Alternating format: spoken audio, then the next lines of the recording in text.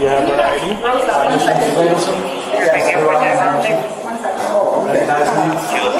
Yeah. You're under arrest. Your cell phone? No, I don't want to give it to you. Why do I have to? Because my attorney said not to. Why do I have to give it to you? Oh, this is evidence. Evidence. She's under arrest.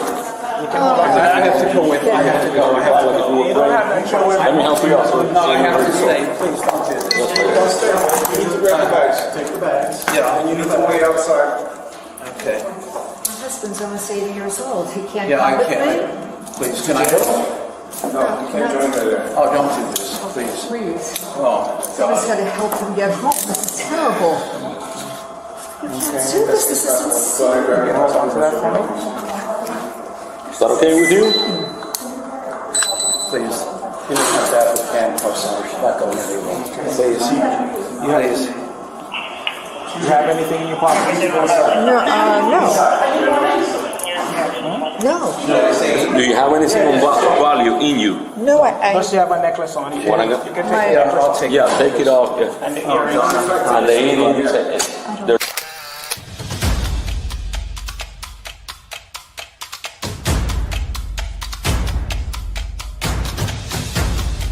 You are listening to the Roberta Glass True Crime Report, putting the true back in true crime.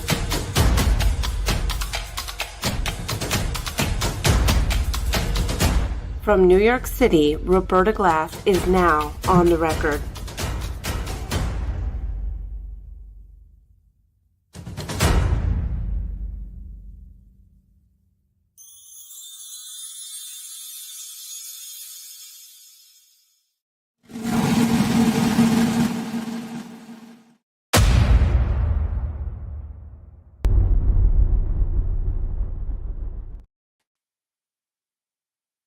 Okay.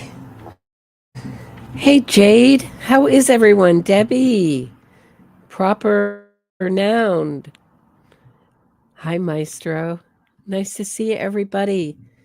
Wanted to talk about Donna Adelson today and her incredible testimony.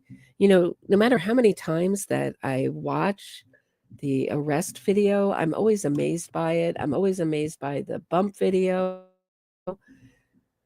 How did these people who seemingly had everything throw it all away to get their way, essentially, to win? I've always thought that this was a case about winning. I really haven't changed my mind that the Adelson family has to win. Title of this episode is They Haven't Beaten the Adelson Family Yet. And they're almost like a mafia, the Adelson family.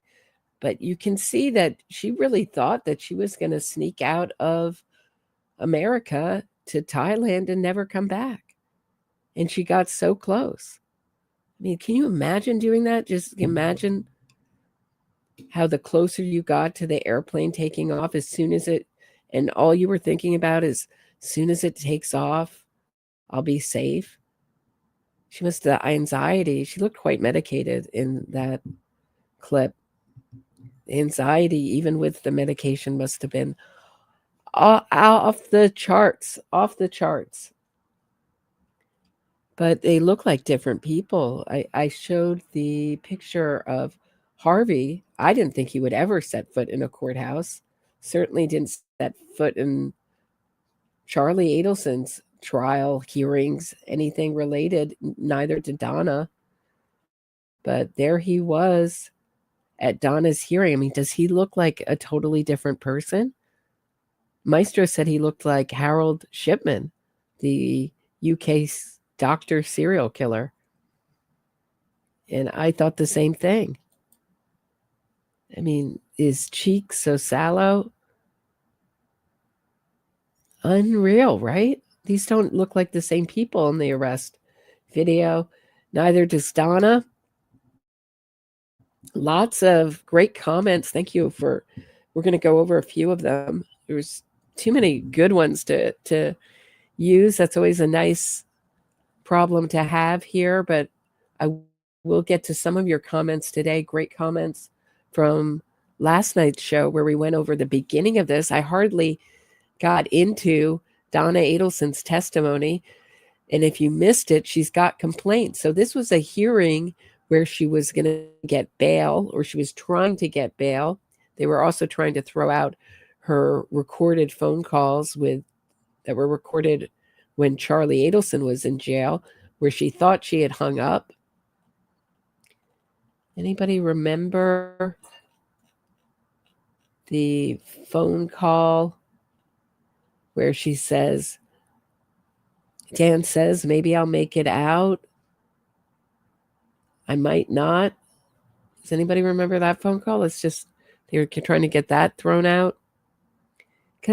And we heard, and what I said yesterday is really what we heard was her entire trial strategy that she blew, letting the prosecution know her entire defense strategy for this,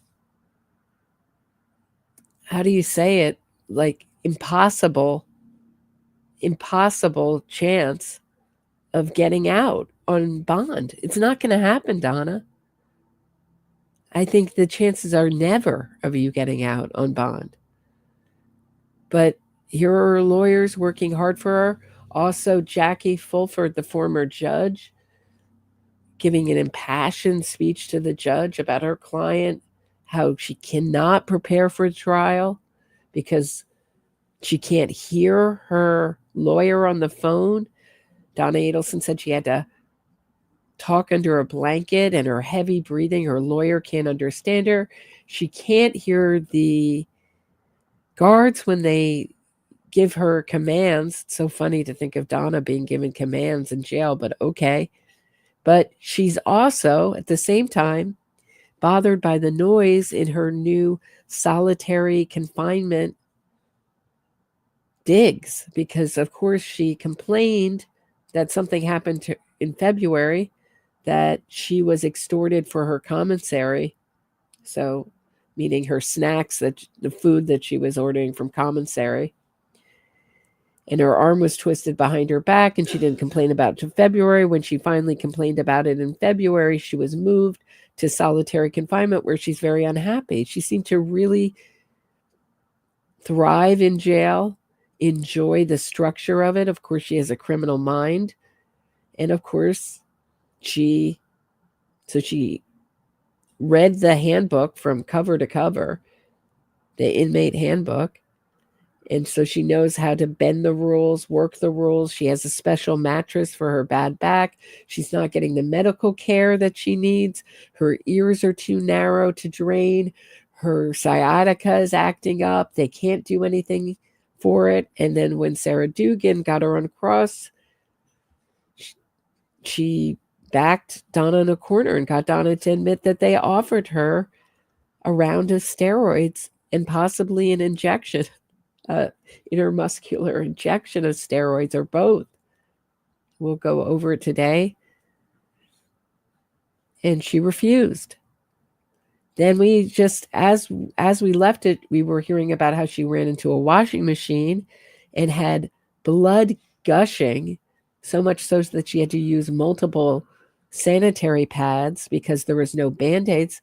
But, I mean, the way she was describing it sounded like she needed a tourniquet, not a Band-Aid. There's one time when I stepped on what was it? It was a curtain rod in the attic, and I must have hit like a major something on the bottom of my foot. And I remember that, but I never thought of a Band-Aid. I remember the amount of blood coming from that wound. I would have never thought of a Band-Aid to stop it, but okay. But does anyone remember the phone call where she got talking about how so in Tallahassee, the grand jury meets on Wednesdays. She had her ticket booked for November 13th, a Sunday. And Rashbaum told her that maybe she would make it out in time. She said, what I hear they're thinking about up there, meaning Tallahassee, I know that the grand jury is going to meet. Rashbaum, my lawyer and her son's lawyer, told her that maybe she would make it out in time. It was worth a try. Let's take a listen to that, and then we'll get into her testimony from this very juicy hearing. Let me set this up. So this is a wiretap between Donna and Charlie, which I should have set up earlier. And she's talking to Charlie. This is now after the conviction. I'm sorry, this is a jailhouse call after the conviction. And Donna invokes a name, and it is Dan. Let's listen one more time, then I'll ask Dan some questions. They're actually from Patreon member Bobby. So after speaking to Dan this morning and knowing what they're thinking up there, and I don't know if we'll make it out in time. I really don't. Because Dan said, you might, or you might do all of it, get to the airport, and they'll stop us. And that could happen. It could happen. I don't know, but it's worth a try. Dan. That could happen. That could happen. But it's worth a try. This will no doubt be played at her trial. We now know that her trial strategy, is to say that she was just going to clear her head and she thought she would be brought back faster. She could voluntarily return from a non-extradition country more easily than, hold on. I'm saying this backwards. She thought that she just wanted to clear her head and she thought she could return more easily from a non-extradition country. So a country that does not have an extradition treaty with the United States than one that does have an extradition treaty. I don't know what juror is going to buy that. You think? You think that's going to go over well? So let's get into Donna Adelson's hearing. We just heard about her bumping into a washing machine and the wound that there was no Band-Aid for, no Neosporin for, which she seemed very upset about. But this sounds like, I think Sarah Dugan referred to it as a cut or a scratch, something, one of those two words. Not your wound, not your gaping, bleeding, profusely wound. Your scratch, your cut on your arm. I mean, a Neosporin and a Band-Aid, those are tiny cuts, right? So the night nurse came and the night nurse didn't have a Band-Aid either? No antibiotic, no Band-Aid, and no the form that I was told to ask her for, the sick call form. She said, I don't have them. We haven't had them in a while. The night nurse? The night nurse. So how are you supposed to request, according to the night nurse then, how are you supposed to request assistance? So I was actually fortunate because there was a sergeant with the night nurse. She accompanies the nurse when she comes there. And she took a look at what I looked like, and the night nurse said, yeah, that's a problem. And so the sergeant said, I'm going to make sure you get a Band-Aid, and I'm going to make sure you get a form. You'll get it by tomorrow. When I go back with the night nurse, she said, I'll run some off on the machine, some copies, and I'm going to make sure that you get it. And did So don't you think that if this were a serious injury, they would be rushing her to the hospital? That if there was bleeding that really could not stop, she wouldn't need a form? That she would be rushed to the hospital? You think they're going to just let her bleed? Hold on one sec. I mean, I made a joke yesterday that, you don't mind the blood all over the form. But, I mean, that's really what, they're really going to say, we know you're bleeding profusely, but wait till we get the form. They knew this was a tiny minor issue that she has blown up. She's made a mountain out of a molehill. You know what I said the other day it cracked me up. I was listening back to part of my show, and I said a mountain out of a mouse. It's a lot harder to talk than you think sometimes. she? The next morning. Okay. The next morning I got it. From the sergeant? From the sergeant, yes. Okay. You got the Band-Aid and the call nurse? Yes. Call form? The call form. Okay. May I approach the witness, Your Honor? You may. Yeah. Adelson, I'm showing you what the defense has marked as Defense Exhibit 2. Do you recognize what's in that photograph? Yeah. And what is that? That's a few days after I got cut, and that's the clear Band-Aid that they gave me to put on top. Okay. After you got the bandage to put on over your wound, did you get additional medical treatment for the wound? So no, not then, about, I don't know how many days later, but when I went down to medical a few days later, they said, how long are you wearing this bandage? And I said, I don't know, 4 or 5 days, whatever it had been. And they said, this should have been cleaned and changed every day. Why didn't you have that done? I said, I don't know. This is what they gave me to put on, and that's what I did. Okay. The photograph, does that truly and accurately depict what your injury looked like? It's a miracle she lived, guys. It's a miracle she lived. This should have been cleaned and changed every day. It's a miracle she lived. Looked like the few days after it occurred with the bandage on it? That's what it looked like. The defense would offer Exhibit 2 into evidence. Any objection to defense 2? No, sir. May I approach? You may.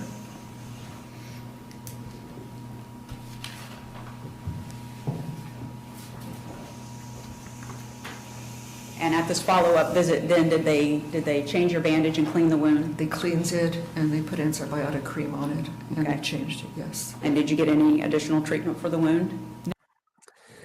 Again, Donna's story has another fatal flaw.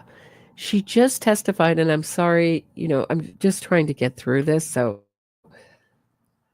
as much as I wanted to go back through the entire story, I know I'm starting in the middle, but she had already said before this that Harvey had told her to keep her arm elevated and to wash it frequently. So Donna was being her own best nurse. Let us not forget, shall we forget, that Donna worked in the dentist office. Does anybody remember these pictures? So if you're listening on podcast, it's Donna with the team at Harvey Adelson's dental office. There she is again. She doesn't know how to treat a minor wound. Are you telling me? Why didn't you let us treat your minor wound? I don't know. I was just treating it appropriately myself. Oh, my boyfriend wants to weigh in. Just point out to their listeners that they're all wearing scrubs, as if, I have before, and everyone says that's normal to wear scrubs. I know it's not as common in New York to wear scrubs, right? Yeah, it's unusual for the entire team to wear scrubs. Usually, I guess in our doctor's office here in New York, it's the doctors and nurses and assistants that wear scrubs, not the people behind that take your name and number and insurance card. But apparently it's more common other places. Did you request that you get a tetanus shot? My husband said, Donna, there was if there was rust on that metal, which there was, he said, you should ask for a tetanus shot. And so did you request it? So I requested it, and they did give it to me. Okay. And then as far as your medical conditions go, the last thing I want to talk about is something that I would give 2 different descriptions of, but I'm just asking the questions. You're the one providing the information to the court in your testimony. Okay. So this shortness of breath or heavy breathing that you're experiencing, Right. How long has that been going on? It's been going on several months, probably at least 3 months, I would think. Okay. And did you're experiencing it then during your incarceration? Did you have it prior to being incarcerated? No, I did not. Okay. What have you noticed about the breathing, and how would you describe it? Shortness of breath, heavy breathing, what? I know it. I guess it sounds like heavy breathing. It's shortness of breath. I've never had that before. Now we hear it. We've never heard your heavy breathing before in this testimony, Donna, either. Occasionally she would sigh, but that's not heavy breathing. Do you hear heavy breathing when she talks? I don't. They're saying that her breathing, meaning her and her lawyers are saying the breathing is so heavy that it's interfering with her ability to prepare for a trial because they can't understand her on the phone. Her breathing is so heavy. I find this hard to believe. And I think if she is having, they also said that they did some kind of x-ray, chest x-ray to check out her lungs. They were fine. Everything where they've checked things out, it turns out to be fine. I don't doubt that she has back pain. And they've given her a special mattress. My boyfriend's response to that was to try that at Rikers Island. They'd laugh you off the place if they asked you in Rikers Island jail for a special mattress for your sore back. But Leon County accommodated her. Leon County seems to be one of the better jails in the country. Certainly, Rikers Island does not have beekeeping and a million activities offered the way Leon County does. I'm not a doctor. I don't know. I've gained more than a third of my body weight here. The diet is all carbs, no protein. So I wrote a song, and I let someone who's following this case, a friend of mine, listen to it, and she corrected me. I wrote that she gained a fourth of her body weight, when I'd like to make a correction just to keep it factual. She claims she's gained a third of her body weight. I don't think it looks terrible on her the way other people do. I don't think she looks terrible. Certainly, she's got that gray appearance from not eating well and not seeing a lot of sunlight. And of course, she doesn't have the benefit of hair dye and all her props, but I don't think she looks like she's falling apart. I think when you watch her walk in shackles, it gives the appearance of someone falling apart, but it's really, that can't walk, and she has all these complaints. But you have to remember that the stress of being on trial, facing life in prison when her son already got convicted, must be pretty heavy. I don't doubt that she might be having some kind of panic attacks. But up till solitary, she had enough distractions. All these complaints seem to happen after she was denied her favorite pastime, which is manipulating other people. So now that she's in solitary, isolation, segregation, she seems to have gotten tons of complaints and needs to get out immediately. And when you get spaghetti with mashed potatoes, cornbread, and white bread, that's your dinner. It's very typical of what we get. And we have had no exercise at all. We're confined, especially in the annex. The annex, we've been confined to our beds almost all the time. Once in a while, we get a pod officer that lets us walk, so you can walk in a circle around the girls' beds. But otherwise, there's no, even if you want to get off your bed and just try to do stretches or wall push-ups or anything, she says, this is not an exercise room, there's no exercising here. We don't get taken outside. Let me stop you. One of the the breathing's coming back, but just like Wendy and her tears, I can't maintain it. I can't maintain my heavy breathing sometimes. And when we do yoga, they say stop. The guards say stop. No yoga, no exercise. We're determined to keep you as unhealthy as possible in here. And I think that there's a guard stealing the Band-Aids and the Neosporin. issues at a time. So with respect to the time period when you've been in the annex, which was from August of 24 until recently February of 2025, was it your understanding you're supposed to be taken outside a certain number of times? Well, the inmate handbook says you get a minimum of 3 hours of outside time per day. Per week, I'm sorry, per week. Okay, and during your time in the annex, did you experience a week where you got 3 hours of time outside? We haven't gotten 3 hours in 6 months. Okay. How many times did you go outside while you were in the annex? Before This is curious. So, what is 6 months ago? Is 6 months ago, wouldn't that be around October? Maybe a little before October when she says this incident happened when her arm was wrapped around her back. So, isn't it curious, but that she didn't complain about until February? So, isn't it curious that she seems to be saying here that she was getting 3 hours of outdoor time 6 months ago? And all her, do you understand? What happened? What happened where Donna wants to complain about everything in the past 6 months? What happened? And my understanding is that you can actually fill out forms to complain when you don't get what is. I would think that you have to be. I would think it would be some kind of law that they would have to be out a certain amount of time. I would think 3 hours a week is the minimum.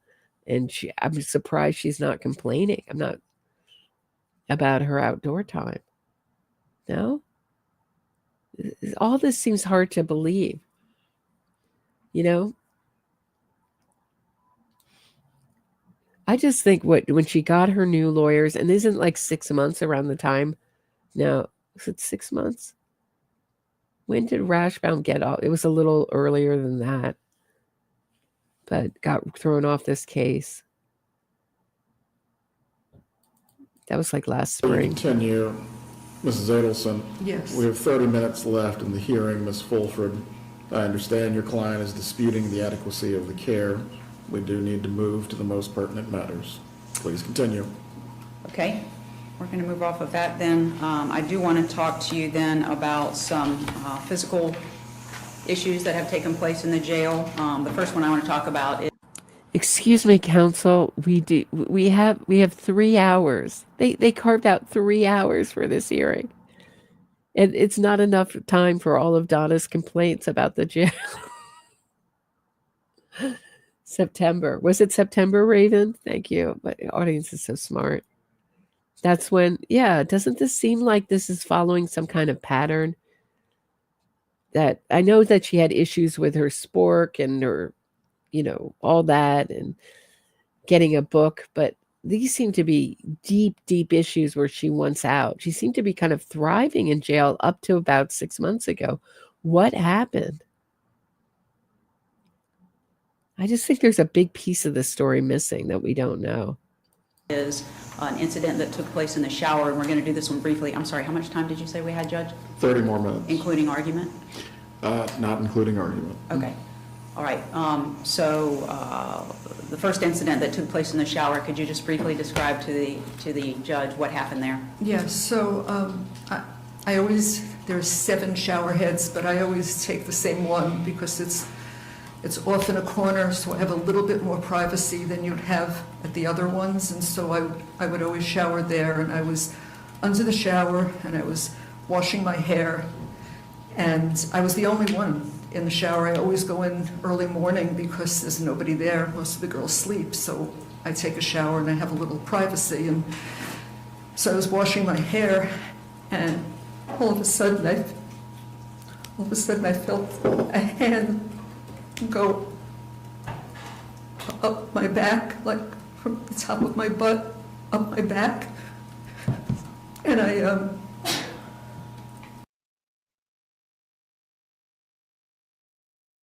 just froze. Hold on, guys. If you still hear me, I'm just gonna fix this. Oh Lord.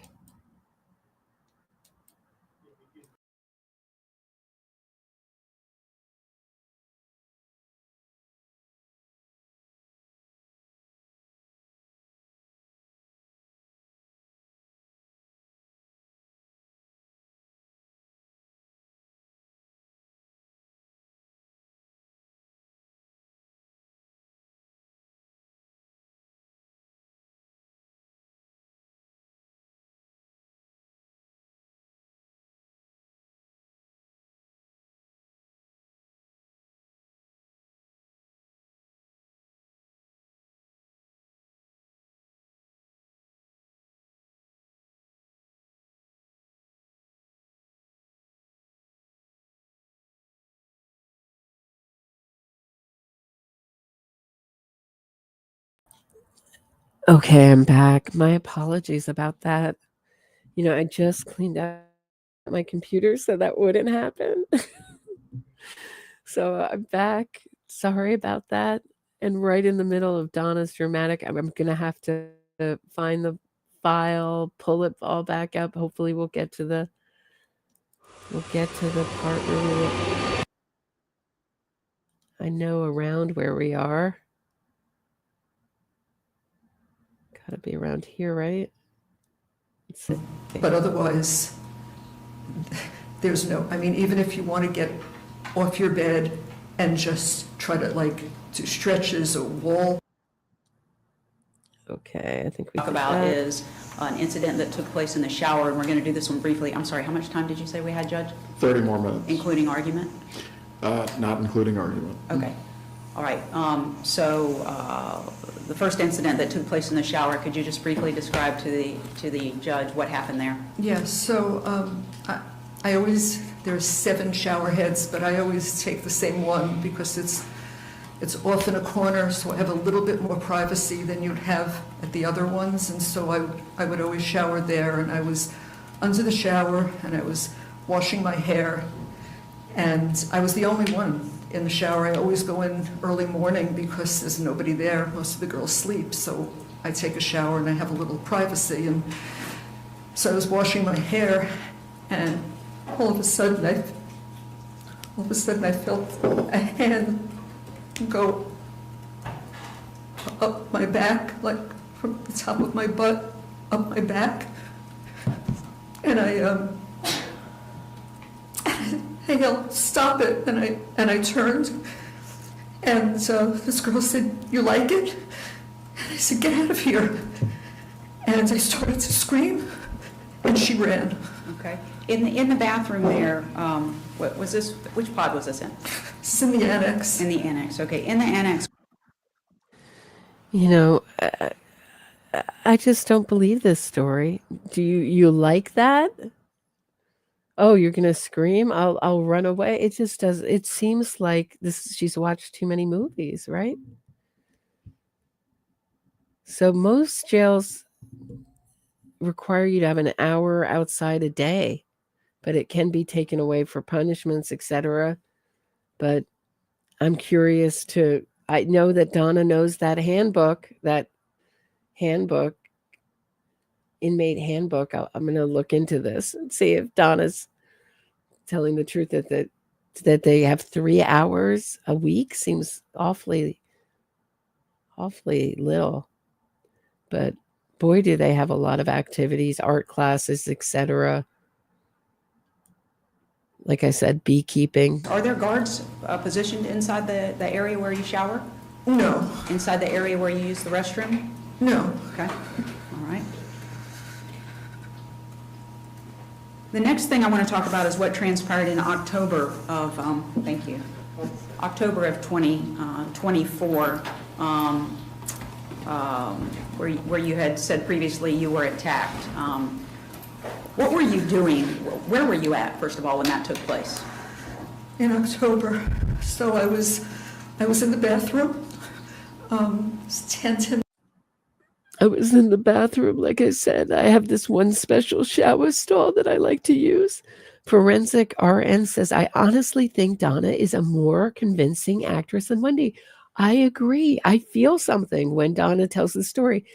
I know it's untrue, or I feel it's untrue. My brain tells me it's untrue, but I still feel something when Wendy, let's flash back to Wendy's breaking down in the police station. I felt nothing. You feel nothing. Here, I think Donna's a method actress. I think she's pulling on some real loneliness and pain that she feels being away from her life and her fear for her future. It's nothing compared to the pain the Markel family has been through. They've been sentenced to a life sentence of grief.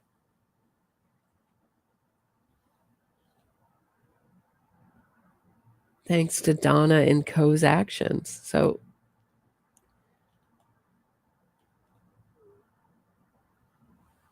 I don't have the same sympathy. but she's a better crier. She stays in character longer, but we were in the minority forensic RN. I think it was something like 70-30, something like that. 70% of my audience thought Wendy was the better actress than Donna. 30 at night. Now, Wendy may be a better script writer than Donna. Donna has terrible dialogue when she tells these stories. You like that? I mean, these are the things that ruin it. I don't know if I need to offer my script writing services to Donna. Not that I want to help Donna in any way, but it's so bad. This fancy lady, she likes to say, when she likes to use the word fancy in her fictional stories, it's all fanciful fiction if you think that the Adelson family were involved in the murder for hire of Dan Markel. This fancy lady, something like she thinks she's so great or something like that when she was complaining about the jailhouse staff in the beginning of her stay in jail. And then recently when she wants to call on 2 inmates that Katie bragged about extorting Charlie in jail with the most vaguest statements you've ever seen. We can go over those in a minute if you want. She said that Katie said she would be drinking a fancy cocktail. It's not just the use word fancy. It just does not have the ring of truth. It's not the way people talk. It's called as a screenwriter's daughter, I can tell you it's a bad ear for dialogue. And she writes the corniest, most cliche dialogue for her stories. I went in to brush my teeth. Okay. There are 3 sink stations in the bathroom. Each one has 4 sinks. And I was at the center station with my back to the door.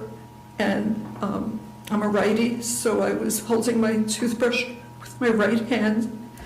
And I was balancing myself with my left hand on the sink. I was just brushing my teeth. That's all I was doing. And what happened? And someone came up behind me and pulled my left hand away from the sink and twisted my arm.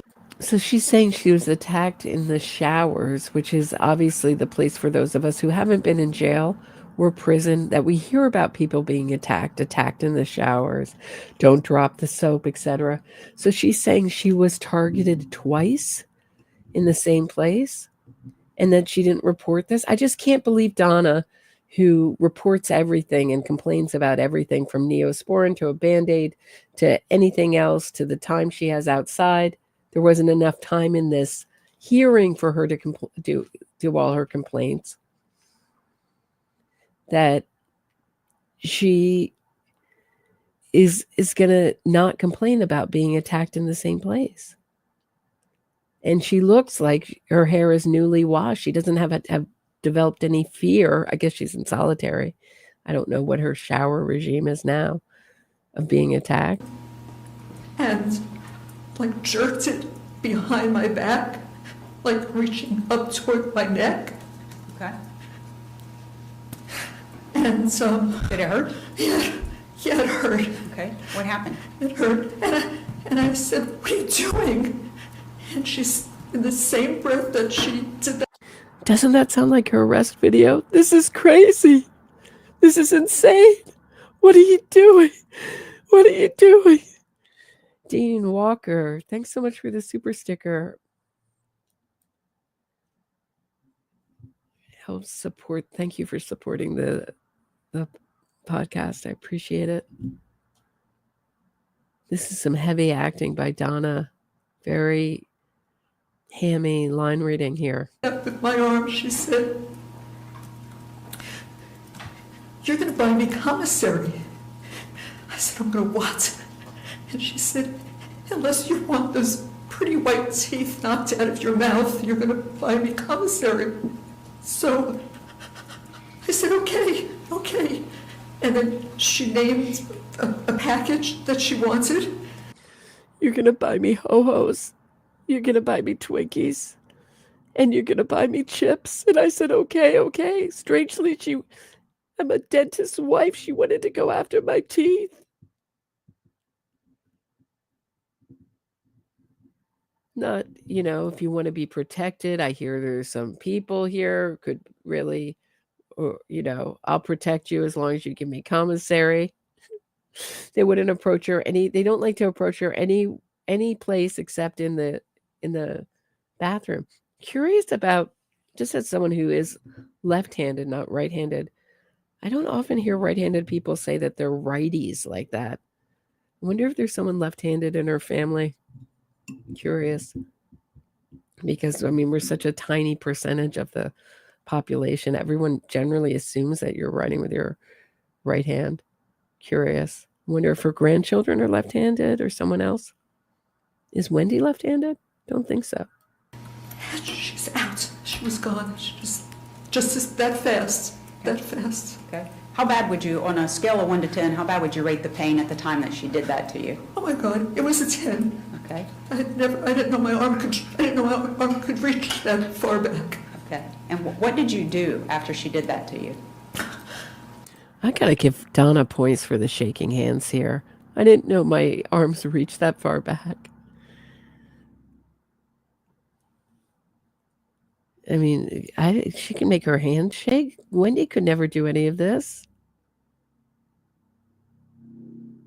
So, kind of stood there for a minute, and then I just thought, okay, I'm gonna go back to my bunk. And I went back to my bunk and I got under the covers and I cried. I just stayed under my covers. I didn't come out. Okay. During your entire time in the annex, did this particular inmate remain confined in that area with you? She was in the annex the whole time. Okay. And I know that you don't want to talk about who did this to you, because why? Why don't you want to disclose who it was? There's one thing I've learned since I'm there is you don't, and the word is snitch, you don't snitch, you don't tell on anyone because you'll be sorry you did. And I've seen that, and so... You see that? I've learned that. Strangely, I know that, who's never been in jail. I know that you're not supposed to snitch. That's what everyone knows about jail or prison, that you don't snitch. It's in every movie, TV show, etc. But she's learned it since being in jail. Back to Donna's great performance. I didn't even tell you for a while. I wasn't going to tell anybody. I didn't want to tell anybody. I didn't want. She's a big woman, and I was afraid of her. Okay. Approximately how tall would you say she is compared to you? She's over 6 feet. She's Okay. over 200 pounds. She's Okay. a very large woman. Okay. Were you afraid of her? Yeah. Okay. Yeah, I was after that. Okay. And you said that she demanded that you were going to start getting her weekly commissary. Did you do that? Yes. Okay. Let me, can I have just one moment, Judge? Go ahead.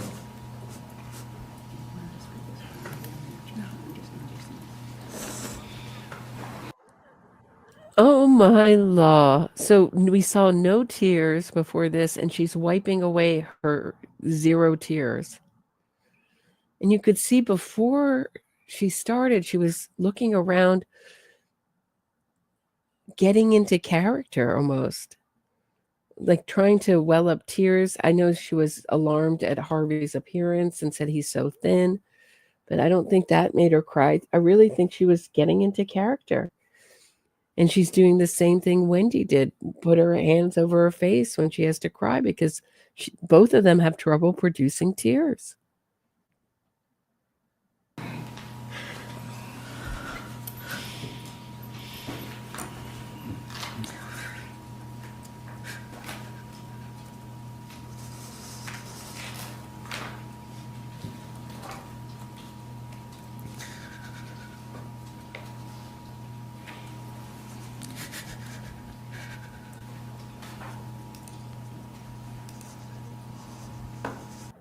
See, this was the uneven breathing that Wendy couldn't do. It's not that she couldn't do it, she couldn't sustain it.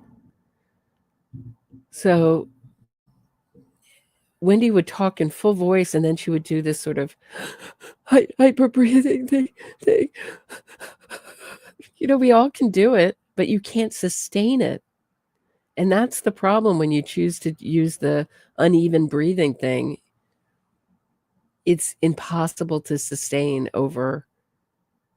It's just not, it's something that your body does naturally when you're really upset, and you can't really fake it for long periods of time, like over 30 seconds. I mean, as long periods of time. So now she has a break and she's thinking about her performance, and she goes into her breathingness, uneven breathing.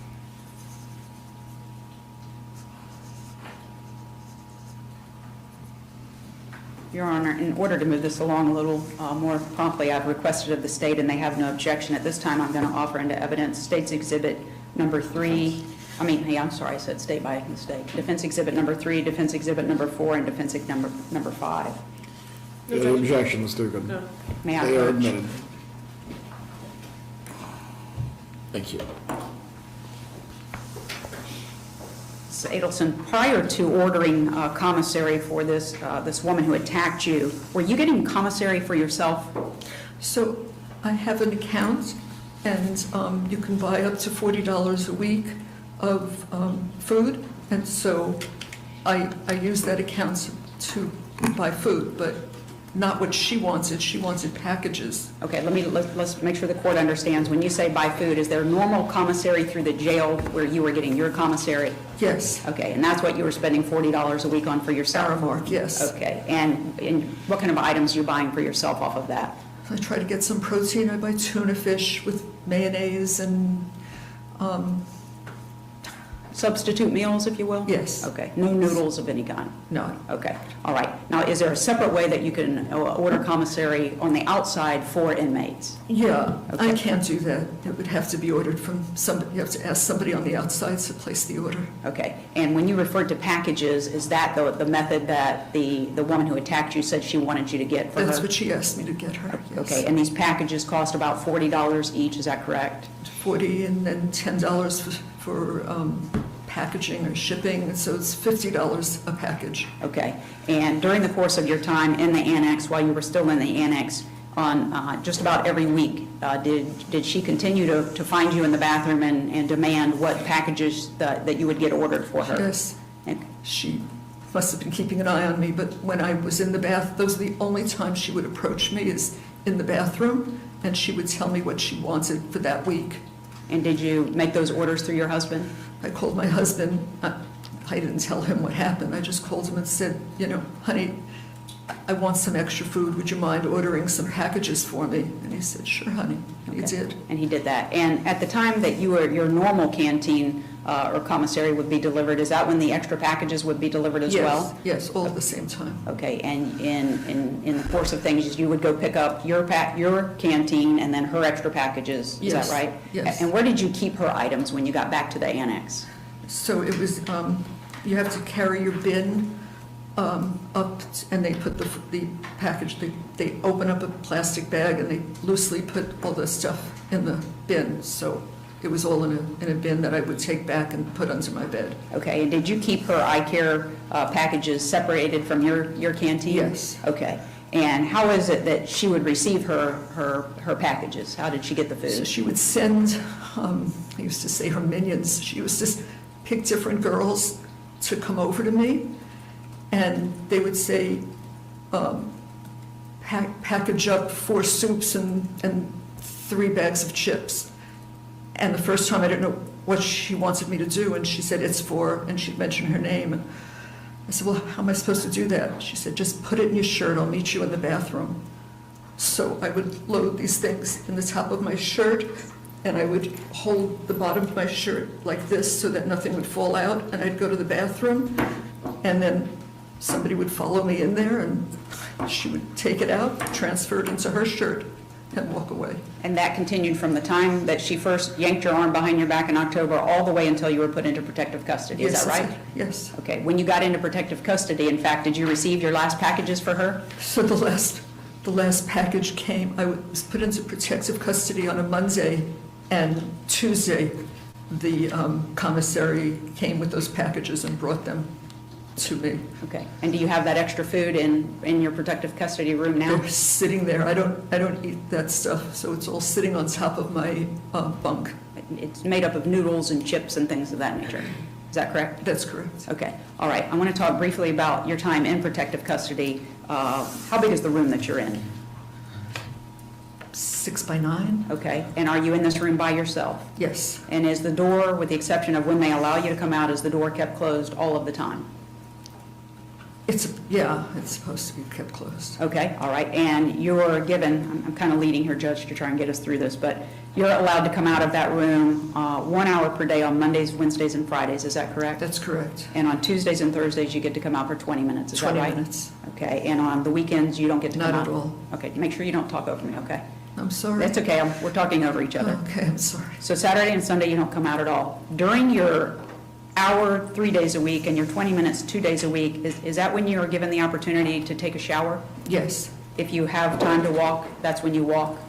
So on an hour day, I'll walk for 40 minutes or about, and then I'll take my shower at the ends of that, so I get my shower in. Okay, and laundry also, that's what you use that All time of that, for? yes. Other than that, you're locked inside that room? Yes, I am. Okay. Now, it was your understanding when you were put into protective custody that there's not ever supposed to be anybody out around you, is that right? That's what. Right. The Adelsons don't do well with protective custody at all because they don't have any real inner life, you know? I know that it's a very human thing to want to be around other people, but the way she's describing these bunch, it sounds like you wouldn't want to be around them. Just go in with your book. I don't know if she's still given a tablet. It sounds like she is. You started giving them tablets during the pandemic. But remember, Charlie had a hard time with this too. He was on watch for like 2 minutes and he was losing his mind. They just don't have any, they haven't developed an inner life, and it goes to a kind of immaturity, and this is something I pointed out with Wendy, like a more mature person, and I mean it in a much deeper sense than just, when you have wisdom, that I don't love Tallahassee. When my kids get older, I'll be able to move wherever I want. End of story. I'm a lawyer. My father of my children, Dan Markell, is a lawyer. We should be able to negotiate. Hopefully we learn something from law school to negotiate an in-between for my children that works for everybody. I don't love dealing with him, but I married him and I had 2 kids with him, and this is part of life. Not my way or the highway. There's this kind of, it's like the entire Adelson family are stunted teenagers. No? Same here.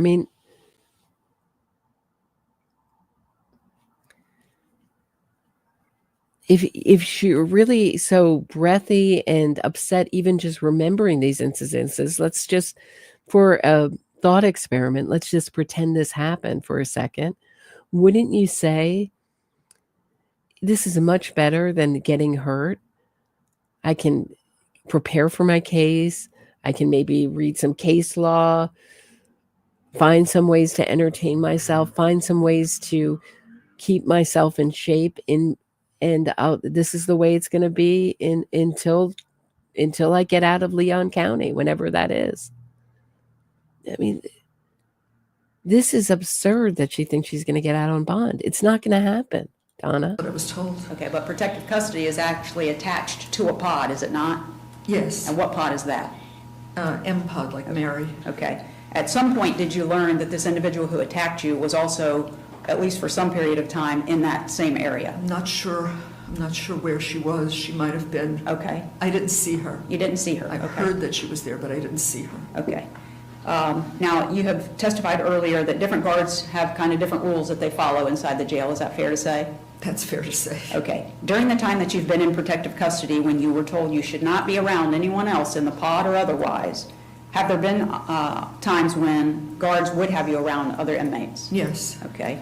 In fact, was there an occasion where another girl came and knocked on your door wanting you to give her food? Mm-hmm. Yes. Yes, okay. And what happened when you said you would give her food? I said I have all that extra food. I don't mind giving it to people. Okay. So, and so how were you going to give it to her? well, that's what I said to her. How am I going to get this to you? And so she gave the guard a high sign, and the guard buzzed the door open, and it was her and a friend of hers, the two of them, and they'd only stepped in my room like a foot, came in, and I gave them some soups. Okay. Is that the only time that you've been around other people since you've been put in protective custody, or have there been other sorts of There have been other situations? times, like yesterday. I've always said that this is a family. I talk a lot about psychopaths on my channel. And I always thought this was a family of psychopaths. But isn't also, and all psychopaths are also narcissists, isn't it also not just that she can't manipulate other people and for her life is about power and control, so that's been taken away from her, but also that she doesn't know who she is without the reflection, without the narcissistic reflection of others. It's all emptiness. Hey, Steno Queen. Thanks so much. I think I played it yesterday. There's a moment where she talks about Charlie Adelson's solitary, and she says all it is mirrors, but it sounds like spirit on the inside. I think she's saying mirrors, maybe saying spirit, but it's like the ultimate punishment to be alone with themselves, because they're so empty, and their values are just none. There's nothing in there. I mean, their values are win at all costs. Get more money, get more stuff. Screw over whoever you have to. I mean, get your way, be a winner. It's really like might makes right type of mindset. The officer buzzed my door, so I guess there was something she wanted me to do, so I opened my door, and I came out, and there were maybe, I don't know, half a dozen girls watching TV. I walked past them, and I asked the officer, what did you want? And she said, oh, I'm sorry, Miss Adelson, I didn't mean to buzz you. Just go back to your room. I said, okay. So I turned around and went back. Okay. We have to move along a little bit faster here. So one of the things that's been a big issue for you is lack of sleep. So we're going to just kind of go through this quickly for the court. But you testified previously that the nighttime medications come between 11:30 p.m. and 1:30 or 2 a.m. Is that correct? Yes. Okay. And part of the nighttime medications that you get, is there something in there to assist you to go to sleep? Yes. Okay. And then you get the medication. About how long after that is it before you can go to sleep? From the time I get it, probably a half hour. Okay. All right. And what time are you woken up for breakfast? Between 3 and 3:30. Okay. Last night was 3:10.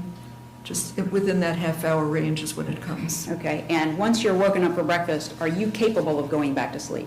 No. Have you tried to go back to sleep? Oh my God. Yes, I try. So that block of time that you get from the time you fall asleep after your night meds until you're woken up for breakfast, that's the only sleep that you're getting while you're incarcerated? That's it. How has that affected you?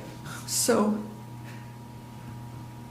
listen, I know older people don't need as much sleep as younger people, but I need more than 2 hours a night. I need more than a good night is 3. One night I had 3.5 hours. It's not enough sleep to stay focused. I mean, I feel like I'm foggy sometimes because I'm sleepy, I'm tired, and I can't go to sleep. They've got people screaming and yelling. They bang on the doors, they shake the doors. It sounds like a drum in there. It's horrible. So I can't sleep with all that noise going on. And Okay. Do you have legal documents that we have provided to you or prior counsel has provided to you that you need to? I thought that was so telling. When I first heard Donna testify to that, she said, I know older people don't need as much sleep as younger people. But 2 hours is not enough. It's not enough. She barely moves her lips when she talks. It's so interesting. So she's already thought of the counter argument.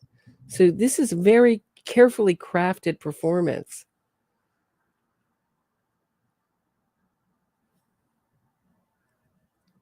And I talked about this with Amanda Knox. When I talked about Amanda Knox, the jailhouse guard talked about how Amanda Knox never slept like a baby, never needed anything to sleep. And almost every prisoner, she said, needed something, or person in jail needed something to sleep.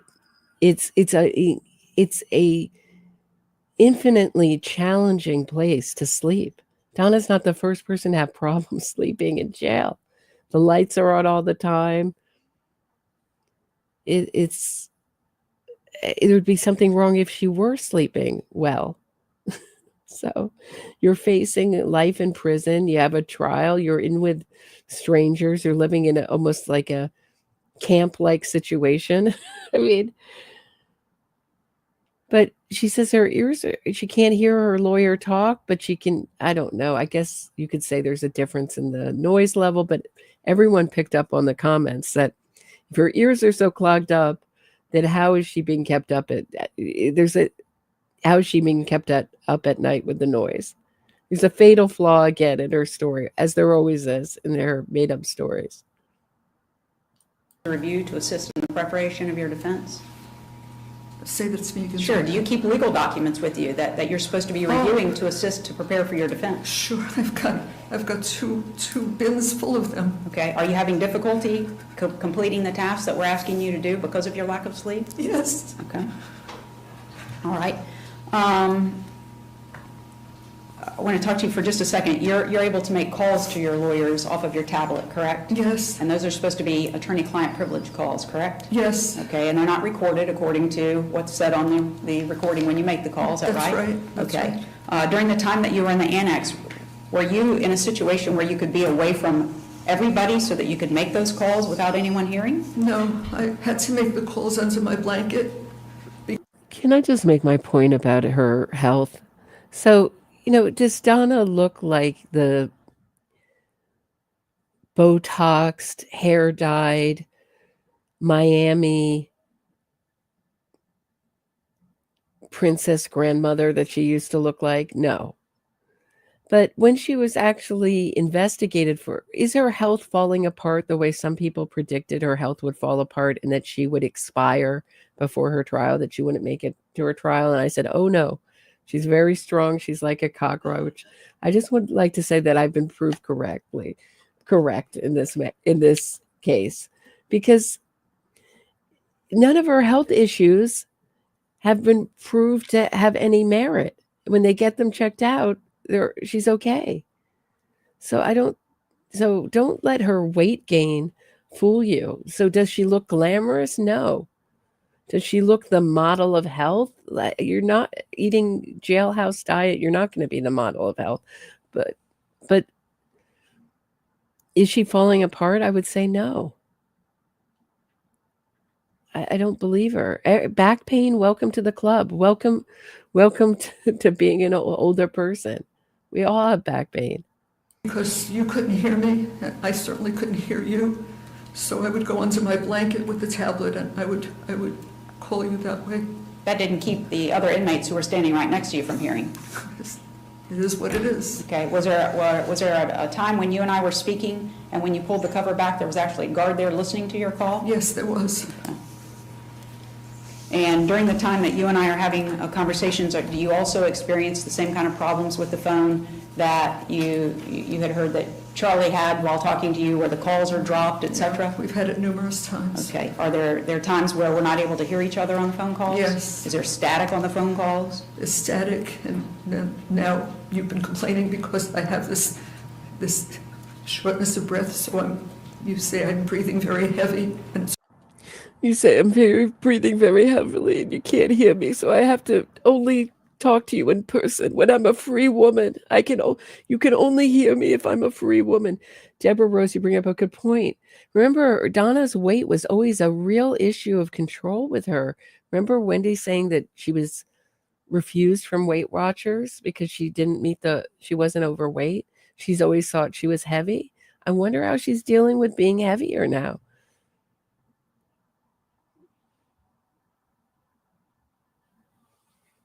And she has to be eating something in there. I know she says she's not eating chips to put on weight. She has to be eating some of the food. She can't be living on tuna fish.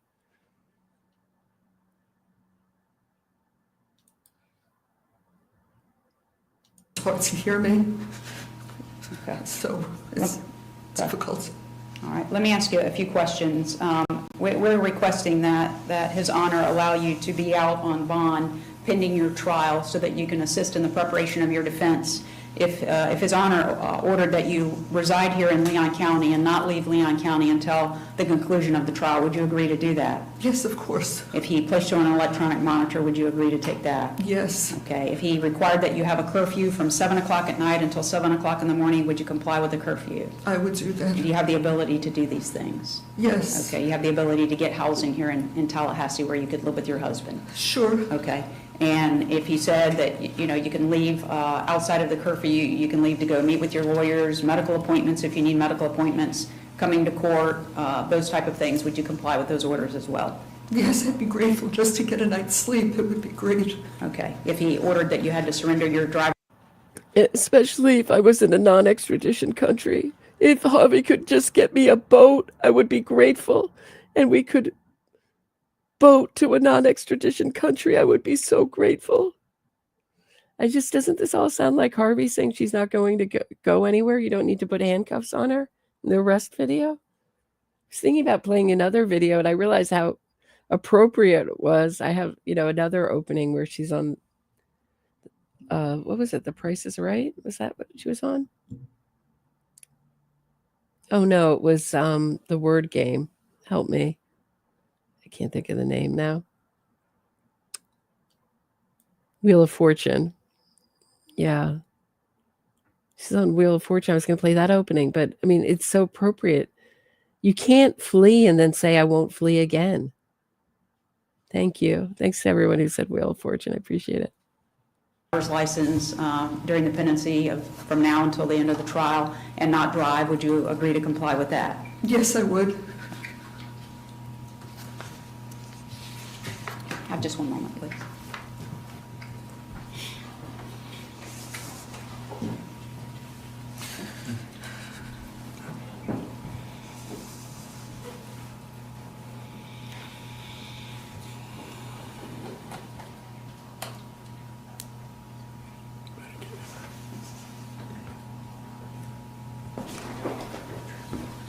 Thought I had asked this, but I might not have. For the medical conditions that you have complained of during the time that you were speaking with the doctors and they said that they didn't give you the treatments that you were requesting, did they ever offer that they would have a doctor from the outside perform the treatment for you? No. I don't have anything further. Dugan cross-examination. Yes, sir. I think we just need a palate cleanse. I'm just going to take a quick break. I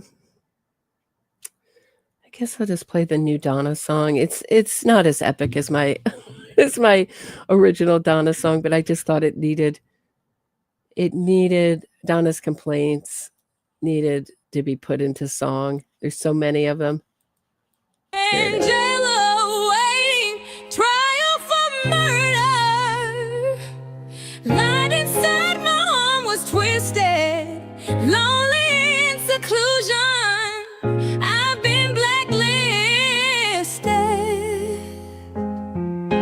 dreaming of a way to get bond. Wish Rashi could wave his magic wand. Clanking doors keep me awake at night. Have to pee in plain sight. Wasn't fleeing prosecution.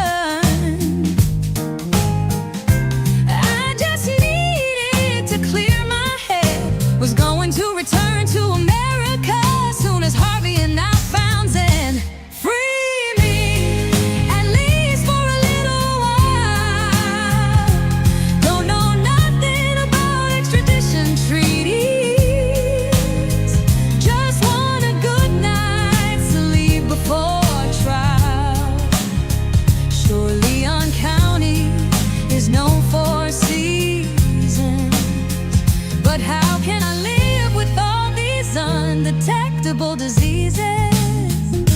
not a part of my body that doesn't feel pain.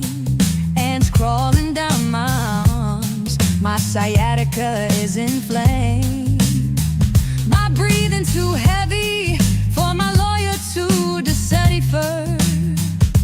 Talking to counsel under my blanket, my feet swollen like I was bitten by a viper. Gain 1/4 of my weight, giving away chips and Twinkies to stay safe. Hate wearing purple, call me vain. My ear canal's too narrow to drain. Can't wear my Speedo. Food is carb heavy, can't even eat keto. Free me, at least for a little while. Don't know nothing about extradition treaties. Just want a good night's sleep before trial. Surely on County is no Four Seasons. But how can I live with all these undetectable diseases? Not a part of my weight, giving away chips and Twinkies to stay safe. Hate wearing purple, call me vain. My ear canal's too narrow to drain. Can't wear my Speedo. Food is carb heavy, can't even eat keto.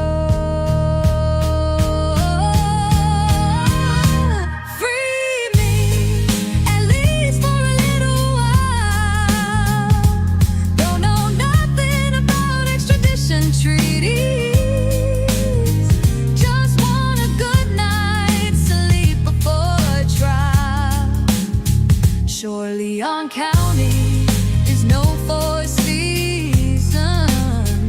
But how can I live with all these undetectable diseases?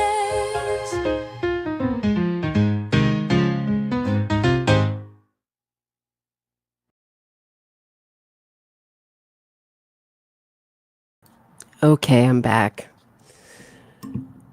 All right, so let's get into the cross, shall we? All right, so the incident in the shower, after you let the inmate know that you did not like what she was doing by telling her to stop, did she ever try that again? No, And that inmate's no longer, or you didn't disclose the name of that inmate, but you did tell the investigator that that inmate is no longer in jail with you, right? she's no longer there. She left shortly after that. Okay. As far as the arm twist incident from October of 2024, you said you reported that in February of 2025? Yes, Okay. And you wouldn't give the name, you said you wouldn't give the name of her to the investigator either, okay? No. But you do know that if you would give her name, that instead of you being separated from the pod, she could be separated from you and you could be back with the general population. yeah, but she's not the only one that could hurt me. That's why I wouldn't do it. She had a half a dozen girls that came up to me. Was there ever any physical violence by her or anyone she's friends with after that October No. 24 incident? No, that was it, that day. And by being in solitary confinement, does it give you an opportunity to have a quieter space where you can prepare for trial? I guess it would be a quiet space if I could get some sleep and I would be able to concentrate on what I'm supposed to do. Yes, that would be helpful. Do you also get in-person visits with your attorney in jail? I do. Okay, and when that happens, are you in a room alone with him or her or both? Yes, Okay. yes, And y'all are able to have conversations then that are private? yes.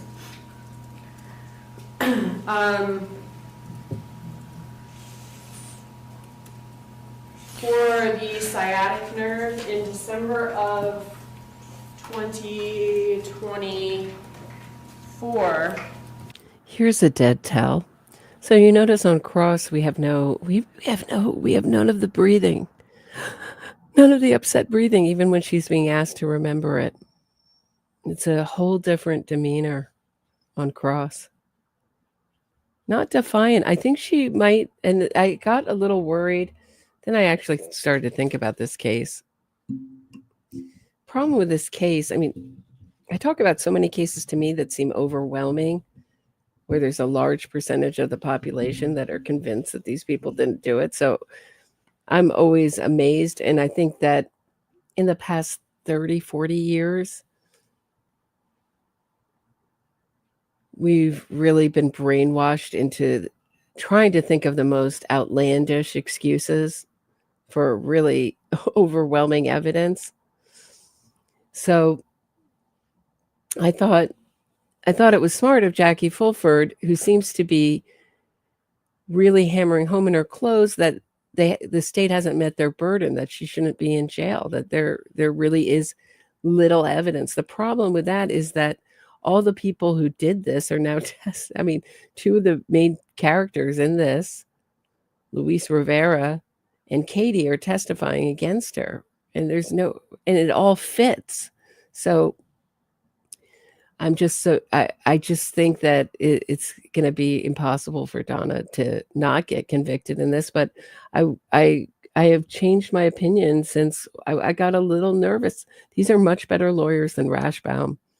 I thought the state has and also there's less evidence against Donna than there was Charlie. Let's not forget that. We're going from the easiest to the hardest, but I still think she's going to get convicted. And if she gets convicted, I think we will see Wendy arrested, and that will be the final chapter. I think Harvey, ultimate punishment is that he's falling apart without his family. His family has been destroyed. It's nothing compared to what the Markells have been through, but I don't think Harvey, even though I do believe he was part of this, will ever be arrested. I think Wendy, if anything, it may end with Donna, but I think Wendy will probably be the last chapter. And I think it will happen after Donna is convicted. That's just the way I see things now.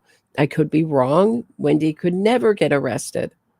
And it will be the biggest irony, because everyone did this for Wendy, supposedly. Obviously, they all had their own motives. Charlie was the kind of afraid of the family, wanted to prove that he could get things done after being ripped off the first time, trying to arrange this murder for hire, and that desperately needed to show that he was worthy to his parents, because he was the underachiever compared to Wendy and Robert Adelson, the oldest child. But yeah, I can't imagine Wendy not. I just don't think. Depends. If also we've had the benefit of Rashbaum. I mean, this is not. Everything was kind of had a really good momentum that's been disturbed by Rashbaum being thrown off the case and the trial being delayed. So I think the interest is lower.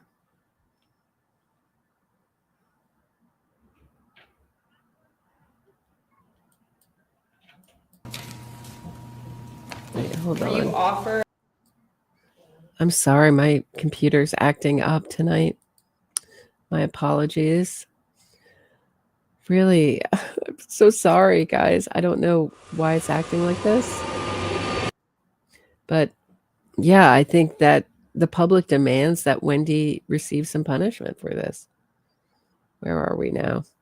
Okay, and did you keep her? And then I'll take my shower at the ends of that, so I get my shower in. Okay, so we're past this. Charlie had. As far as the arm twist incident from October of 2024, you said you reported that in February of 2025? Yes. Okay. And you wouldn't give the name, you said you wouldn't give the name of her to the investigator either, okay? No. But you do know that if you would give her name, that instead of you being separated from the pod, she could be separated from you and you could be back with the general population. Yeah, but she's not the only one that could hurt me. That's why I wouldn't do it. She had a half a dozen girls that came up to me. Was there ever any physical violence by her or anyone she's friends with after that October 24 incident? No, that was it. That's it. And by being in solitary confinement, does it give you an opportunity to have a quieter space where you can prepare for trial? I guess it would be a quiet space if I could get some sleep and I would be able to concentrate on what I'm supposed to do. Yes, that would be helpful. Do you also get in-person visits with your attorney? Yeah, we heard the same voice talking about Charlie. My son is, and my daughter doesn't talk to me, and Wendy too. And she does the little upset voice. She puts it on because she knows it's effective when she does the stuttering speech. And the pauses, very effective for Donna. Deborah Fox says, Roberta, didn't I hear they had twerking in jail classes? I did not hear that. How odd. Let me know more. I haven't heard that. Attorney in jail? I do. Okay, and when that happens, are you in a room alone with him or her or both? Yes, Okay. yes, And y'all are able to have conversations then that are private? yes.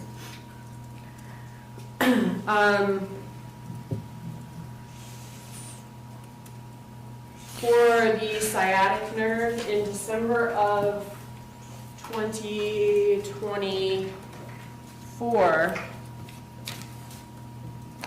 were you offered a Solumedrol, a steroid injection for that pain that you declined? I am going to object to the use of the medical records by the state based on the prior objection. Student, do you have an ability to show that these records were not a part of what was obtained by Investigator Newland that is still disputed? No, these are part of what was obtained by Investigator Newland. But my understanding is that the defense would have opened the door to this by asking her about all of these times she was seen by medical staff and what basically was not done for her. As to that, I will permit the witness to answer. You may answer, Ms. Adelson. Could you ask me one more time? Yes, ma'am. For the sciatic pain that radiates down your right leg, were you offered a Solumedrol, a steroid injection, and then after that a Medrol, so a steroid dose pack, that you declined until you were able to speak with your physician? No, I told her that in the past I had gotten a steroid injection in my spine, and she said, we don't do that. I could offer you, and it was a Medrol dose pack, I think. A Solumedrol injection? I could offer you that, but we don't do that. And having had sciatica twice in my life. So here, there's two different stories. Now, I would go with Sarah Dugan's story that they offered her an intramuscular injection of steroids into her back and if you're really in pain, you'll do anything. You'll say yes to anything that they give you. If Tylenol isn't cutting it, you'd say yes.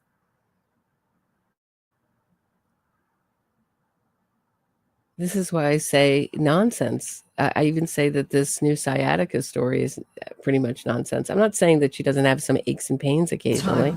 I know what's been done each time, and I know that worked. And so she said, we can't do that. We don't offer that. You would need to see a specialist for that. Okay. I'm going to show you this page. I'm looking at the encounter from December 13th, 2024 at 3:22 p.m. What does it say? Offered patient a Solumedrol injection and then starting tomorrow a Medrol dose pack. Patient requested decline until she can speak with her physician. I don't know. That sounds like Donna. Okay, now I got the full story. So she was offered a steroid pack, which I have asthma. So when it's acted up before, sometimes if I've had an infection in my lungs or something else, usually it's from some kind of sickness and my asthma is really out of control and acting up, they'll put me on steroids. And you start with a high dose and you go down, they taper it down. And it's always, you feel great like the first couple of days, but by the end, you're so hungry and eating everything and very cranky. That's how it affects me. I don't know about Donna, but you would never, if you're in pain, you would never say no to. So they offered her two things, an intramuscular injection And it's not an epidural steroid injection, but it's something. And they offered her steroids and a prednisone pack, and she's like, no thanks. I mean, it's similar to prednisone, I assume. I'm not, if anybody's an RN, let me know if I'm on the right track here. I think we went over this yesterday. You would just say yes. I mean, it's not like a knock on, it's not painful. It's not like I have a frying pan I could hit you on the head with or something. Cellular injection, but she told me they don't give steroidal injections in the spine. She says we don't do that. And I don't recall her offering an injection. I do remember she said I could give you other medication. But I've been there, I've done that. I know what happens with sciatica, and I know what needs to be done. That's not going to be the answer. For your arm and shoulder pain, isn't it? You wouldn't even try it out? Even to get say it even, I mean, on the ins jail, you wouldn't try it out just to, it didn't work last time, but hope that it worked this time. It's better than nothing. And she's saying that the Tylenol doesn't work either, but she's still taking it. So it doesn't make sense, right? I've taken Tylenol before. I know it doesn't work. It's not going to be the answer, Tylenol. Wouldn't you say something like that? True that you reported you had mild pain in your left arm and shoulder. No, I heard that gentleman say that before. I couldn't believe it. I told you that I had severe burning pain down the outer part of my arm. I never used the word mild pain. So I don't know where they got that from, but that's not what I said. Okay. I'm going to show you the encounter from February 3rd, 2025 at 2:29 p.m. Under musculoskeletal, does it say positive for left upper extremity limited ROM range of motion, comma, mild pain? That's what it says, but that's not what I said. No way is that pain mild. And so that's just what the doctor would have written down, but you're saying that's not what you told the doctor or nurse? I did, had that been given to me and I read it and I had to sign it, I would say I never said this. But I'm telling you, I never said mild pain. Okay. It's shooting hot pain down my arm. For that injury, you did have an X-ray, and they did go over that X-ray with you and let you know that there was no fracture or dislocation. There was no fracture. That's what she told me. Right. When you're facing pain, you'll do anything. When you're, for example, I mean, just years back, I had a cancer scare, and they rushed me into surgery, and they now give you Tylenol on the operating table. Like that's gonna, it's not gonna do anything, but you take it. It's not gonna help when you wake up. It didn't help when I woke up, but I mean, this is like New York hospitals have gotten. They're really trying to avoid giving opiates, so they're doing these kind of things. But you take it. You take the dose, Donna. Your story's falling apart in Cross. It's not going to be good if she's, I don't know. I don't know. I don't know if the jury's going to hate her the way they hated Charlie. But I don't think her performance is going to be good enough to get her off. I think it was a fracture. Or dislocation of your shoulder or arm? No, there's just pain. And they also went over your chest X-ray results with you to let you know that your chest X-ray appeared clear? Yes. Okay. You ultimately received the Band-Aid and Neosporin for the cut on your elbow?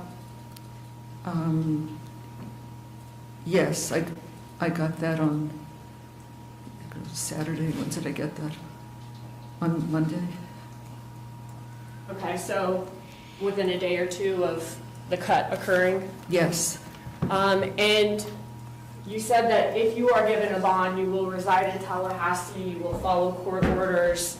But when you were afraid of being arrested right after Charlie Adelson's trial, isn't it true that you hoped that you could get to the airport before you were arrested? I wasn't afraid of being arrested.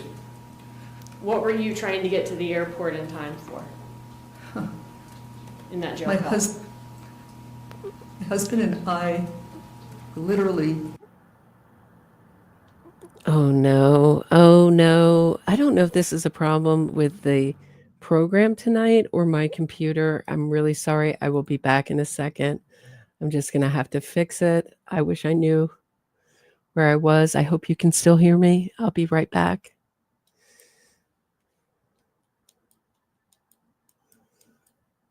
Oh my Lord.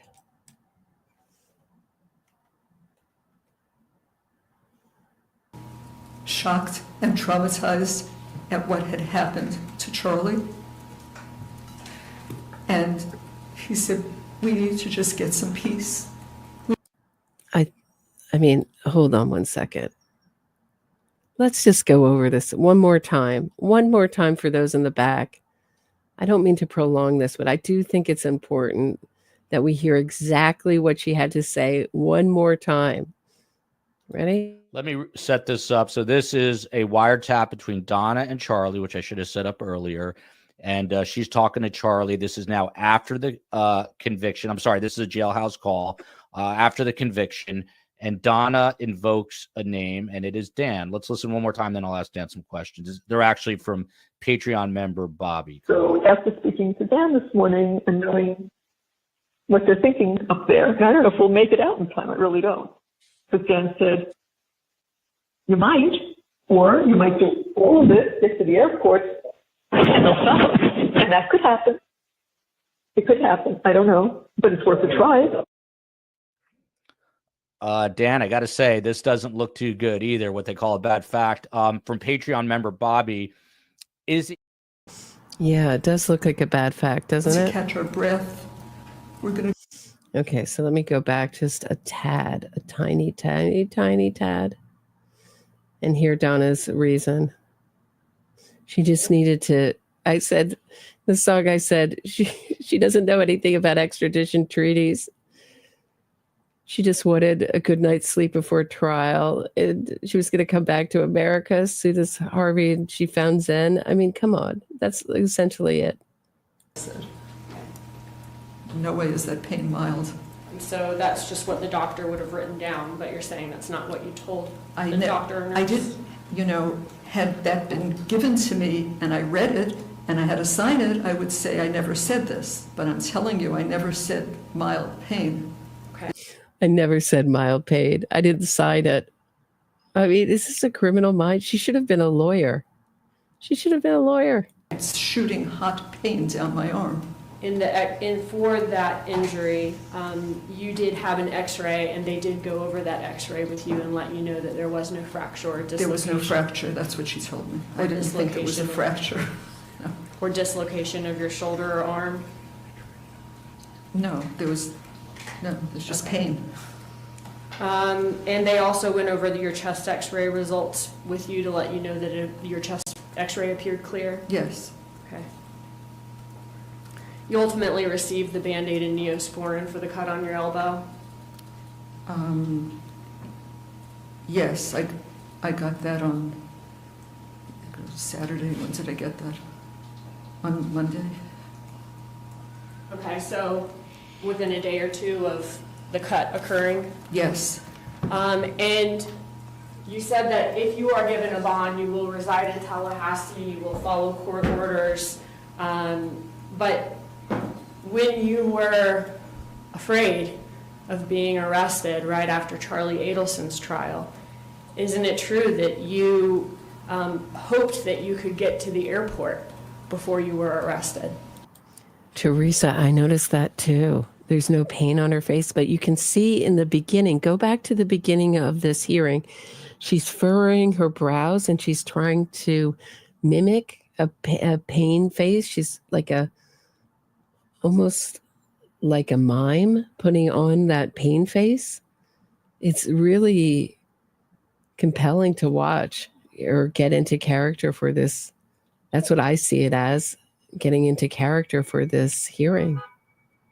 I know this might be a long one, guys. I want to get through some of the most salient points in this hearing. Hope you'll stay with me. I wasn't afraid of being arrested. What were you trying to get to the airport in time for? In that jail My cell? husband and I were literally shocked and traumatized at what had happened to Charlie. And he said, we need to just get some peace. We need to catch our breath. We're going to go away somewhere. And I thought it was a good idea because I couldn't think straight. I really couldn't think straight. I was so upset, and so was he. And it was his idea. He said, sweetheart, let's go, just get away. We're going to just get away somewhere so we can have some time to think. Okay, so your testimony is that you weren't. He said, my darling Jewish princess, you just need to clear your head. We need to get away. My dearest, sweet. I love that. Sweetheart. Trying to go to Vietnam because you wouldn't be able to be extradited from there. So my husband actually had said, we've been to Vietnam before. With friends, we were on vacation, and it really was like a place of peace.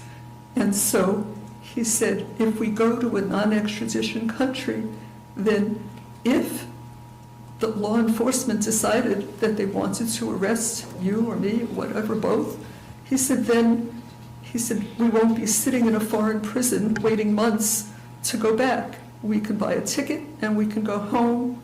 And my understanding was that I could go home and I could turn myself in if that's what they wanted.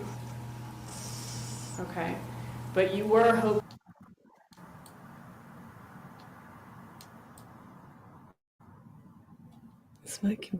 Sorry, I don't know what's up with my computer. It seems to be frozen again. I've turned almost everything off that I can turn off. I don't know if this is. Let me exit some more programs, maybe.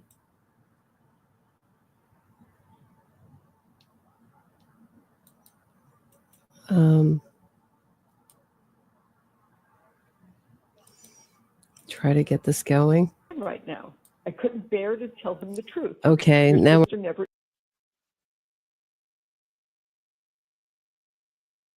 Sorry, my apologies again. I just don't know. Nothing's cooperating. Is Mercury in retrograde? Is that what they say? Is it too hot? No. It's freezing in here. It can't be too hot. No, it's on a stand. It's got plenty of ventilation. Thank you for asking. It's odd. It's just, I don't know if it's the actual program. I cleaned out my computer so it would be running perfectly for the stream. Hold you in a jail? Okay, here we go. We're right Up there. Here we go. I don't know if you'll make it out in time. I really don't. But he said you might, or you might get to the airport and they'll stop you. It could happen. That's what he said. Right. So you went to the airport knowing that it could happen. They could stop you at the airport. You could end up being arrested. Yeah, that's what Dan said. Right. And when you were looking at places to go those couple of days after Charlie Adelson's trial, you were specifically looking, though, for countries that did not have extradition with the U.S. For the reason I just told you. Right.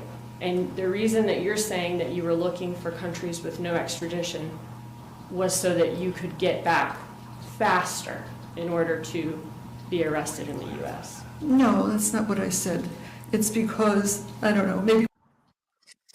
She thought that she wanted to be held in a Thai prison. They couldn't hold her in a prison. I don't know. I mean, what are the possibilities? There's no extradition treaty, so she wouldn't be. I mean, she wouldn't be held in a jail in England or some other place. Not a third world. It makes no sense whatsoever. She was trying to avoid being arrested and trying to get away. She saw her son. She saw the shooters get convicted. She saw Katie get convicted. She saw her son get convicted. The whole world was clamoring for her daughter to get arrested and for her to get arrested. And her lawyer told her that the grand jury was meeting on Wednesday. So what was that? The 16th of November, and she got a ticket for the 13th and tried to get the heck out of Dodge. It wasn't successful. It must just be a kicker, though. I mean, I can't imagine. I wouldn't commit this kind of crime, so it's hard to imagine. But to think you're going to escape, to be on the jetway, to be steps away from the plane and the plane taking off, and you're in the airport and your ticket, you're handing over your ticket and your passport, everything looks okay. And as you're boarding the plane, you think you've gotten away with it, and then you get arrested. Can you imagine that? We watch too much TV or too many movies, but I've seen movies where people are stuck in like third world prisons and waiting and waiting and waiting. And my feeling was, this is not what we want to happen. If the state says they want us to come back, we'll buy a ticket, we'll come back on our own terms. We don't have to be sitting in a jail somewhere. We'll come back home and turn ourselves in. Couldn't you have done that no matter what country you went to? No. She couldn't turn herself in and get her own ticket. Come on. No? You couldn't have found out that you had a warrant for your arrest and come back if there was an extradition Well, policy? not if they would. I'm not in law enforcement, but it appears that they would notify law enforcement in that country, and then they could hold you in a jail for God knows how long. And I didn't want that to happen. So he said, well, that's why we'll do it this way, honey. That way, if they do notify us, so we get a phone call from our attorney or from law enforcement. I mean, look at is that stuck in the greatest thing? I don't know. I don't even know what to do. If anybody's a computer expert, let me know. I'm going to just try to load this in again. I'm really sorry, guys. This must be so annoying. Let me try to get out of here.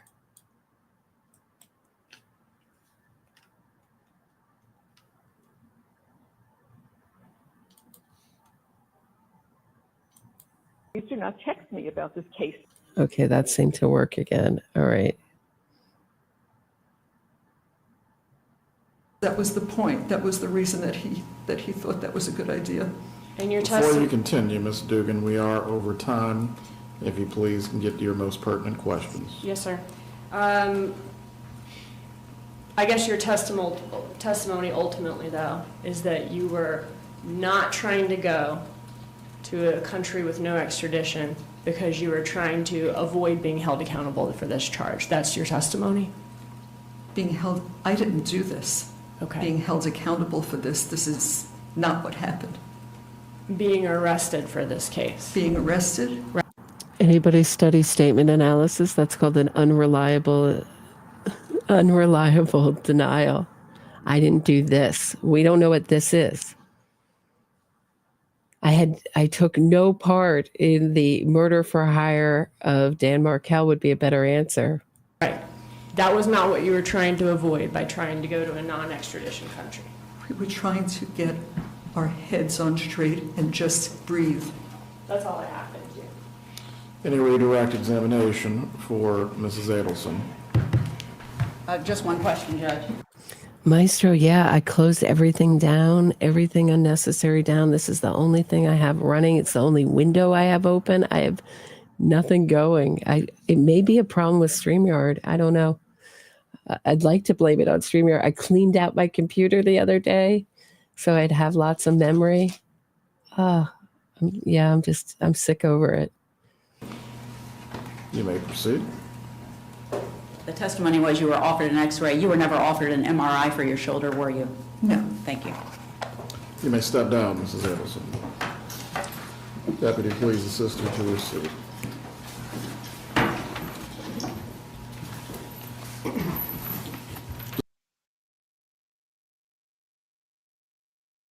So there's a very good closing argument by Jackie Fulford. You guys up for it? How long? I know this has been going. I think we could hit it. I think we could get to it today. I just want to show you at the end. It's a little long, but it'll give you an idea. And speaking of Jackie Fulford, I did have this open. Let me find it again. But Jackie Fulford was a judge who got basically involuntarily retired. That's the way is this Florida politics? Let me see who this is. Florida politics. The link is in the description of this video. Let me just share my screen. And this will give you some idea. I mean, I can't believe that's the same person, right? Looks so much younger there. This is from 2015. I know we've all gotten a lot older. A Tallahassee area judge who presided over several high-profile state-related lawsuits has been ordered off the bench immediately and permanently. Circuit Judge Jackie Fulford also once ordered a woman to pay $15,000 in restitution at a rate of $1 per month. So that shows a real sympathy with the convicted, stretching the full repayment into the year $3,249. The Florida Supreme Court declared Fulford involuntarily retired from judicial service, according to its order released Wednesday. Investigators previously found that Fulford suffers from a permanent disability. Isn't that interesting? What could that be? Does anyone have any ideas? That seriously interferes with her ability to perform her judicial duties. She has been on medical leave since April, reports say. Her disability was not disclosed. In April, the Judicial Qualifications Commission notified Fulford, a former assistant prosecutor in Tallahassee, under State Attorney Willie Meggs. Now, who's Willie Meggs? He's the state attorney who basically protected the Adelsons. Isn't this an interesting connection? Of several formal charges. Okay, in April, the Judicial Qualifications Commission notified Fulford, a former assistant prosecutor under State Attorney Willie Meggs, of several former charges. The commission looks into alleged judicial misconduct. For example, leading up to the 2012 election, she publicly told the bailiff in her courtroom who opposed Wakulla County Sheriff David Harvey's reelection that he would no longer work in her courtroom. Harvey later fired the bailiff. Harvey and Fulford had a well-known and close relationship, reports said, including Fulford keeping a life-size cutout of the sheriff in her chambers. Wow. How close was it? That relationship, I mean. Fulford also allegedly coerced an attorney into working pro bono for a client, meaning providing legal work for free, and inappropriately used her influence and position to get involved in the domestic battery prosecution of the son of her live-in significant other. It's not the county sheriff. She also visited the son while in jail. Again, a real sympathy for criminals. The JOC found so many of these lawyers think like criminals. The JOC found Fulford violated the Code of Judicial Conduct and created an appearance of impropriety through her actions. Isn't that it's not that they were improper actions, it just had the appearance of it. In recent years, it just leaves the option like, if it wasn't improper, it sure looked like it was. In recent years, Fulford has been in the news for ruling various state initiatives as unconstitutional, including efforts to privatize prisons. Has been in the news for ruling as including efforts to privatize prisons and require state employees to contribute towards their pensions. The state Supreme Court later reversed her in the latter case. She also ruled against the 1994 voter-endorsed constitutional amendment that banned gill nets in state waivers. And last year, she ordered a former state revenue worker charged with wrongfully taking sales tax money to pay restitution of nearly $15,000, but Fulford said the woman could pay it back at a rate of $1 a month. Former Governor Charlie Crist appointed her to the Second Circuit bench in 2009, and she was elected afterwards. Kind of interesting. So that's Donna's lawyer. Have any So let me go to the end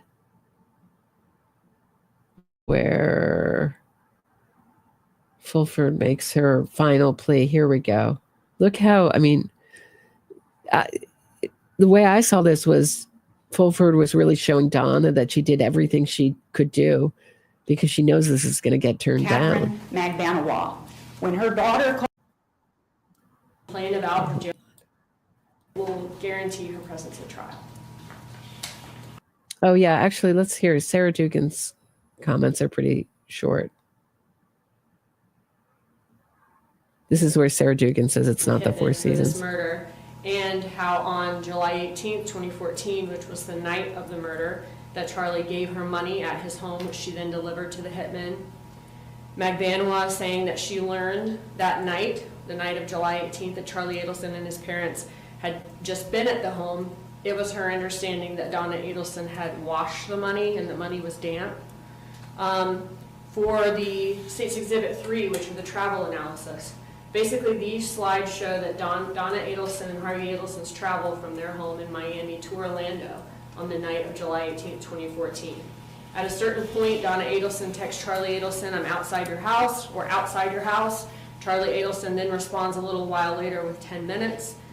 Cell tower analysis shows that Charlie Adelson is inconsistent with his house 10 minutes later, and when you look at the time it took for Donna Adelson to travel from the area of Charlie Adelson's home to the next point with location data for her north of Charlie Adelson's home, it shows that it should be about a 45-minute trip, but it shows that it took her 1 hour and 54 minutes. That shows there was 1 hour and 9 minutes unaccounted for during the time when she would have been waiting for Charlie Adelson at his house and could have stayed there for about half an hour once he arrived. And that could be consistent with her taking some of the money to Charlie Adelson's home, as Magbanawala describes. State's Exhibit 4 is the open line jail call we've already heard today. On page 8, she does say, after speaking with Dan this morning, after knowing what they're thinking up there, I don't know if we'll make it out in time, I really don't, but Dan says you make it to the airport or they may stop you. It could happen, but it's worth a try. She then says on page 16 that they've looked it up over and over because things change, whether there's extradition from Vietnam. They could go to Korea or China because there's no extradition there. We are looking for places where there's no extradition. State's Exhibit 6, which is the chat with Vietnam Visa on WhatsApp.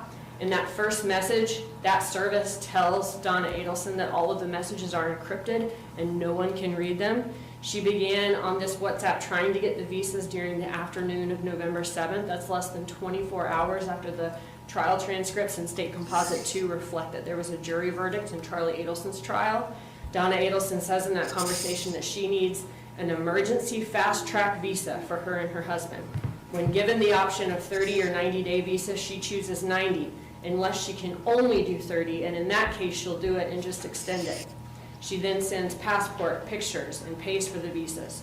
Several days later, she says to the service that she's getting nervous because she hasn't received the visas yet, and she's typing all of that in all caps. She says her flight is booked at that point, which is the one-way trip to Vietnam with the layover in Dubai. That's within days of Charlie Adelson's verdict. All caps is Donna's heavy breathing and typing. I'm very nervous. I need a 90-day visa, and I'm writing in all caps. The chat shows then that she got the visa just in time, I think the day before the flight, and then she ended up being arrested on the jetway in Miami right before she boarded the one-way trip to Vietnam. We also have the excerpts from the WhatsApp with Charlie Adelson, State's Exhibit 7. This is a conversation that the court had seen before. We've had a motion hearing about it, I believe, where basically we were able to get these messages in 2023 when Donna Adelson was arrested and we seized her cell phone. This is from the WhatsApp with Charlie Adelson on her phone. These are WhatsApp messages, though, that occurred in August of 2016. And there's a conversation between Charlie Adelson and Donna Adelson where Charlie Adelson is basically workshopping ideas that maybe the killer was a coke dealer and that Danny was just buying drugs from him.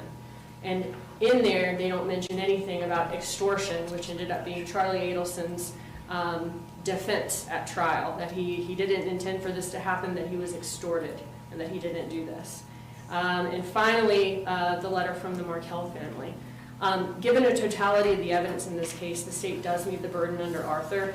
The state has met its burden for every defendant who has been charged in this case and had an Arthur hearing. They have all been held in custody until trial. And none of them tried to flee to a non-extraditable country to avoid being charged before arrest. If court somehow believes the state falls short, though, the defendant should still be held no bond because she is absolutely a flight risk, given her past actions. More so now than ever, now that she has actually been charged. What we saw her talking about on the jail call and doing in the visa chat and going to the airport for and being arrested there, that was all before she was even arrested, when she just knew that the charges may be coming. Now she has been charged, she is facing life in prison, so I think she's more of a flight risk than ever when you consider a totality of all that information.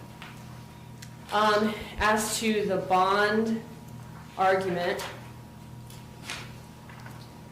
we heard from, the Mike Hayden, who's the medical administration. All of the defendant's complaints have been evaluated. Medical staff has treated them. She's been able to see a doctor in a day or two. That is faster than most of us who are out of custody could see our doctors. She was given Band-Aid and Neosporin for the cut on her arm when she bumped into the laundry.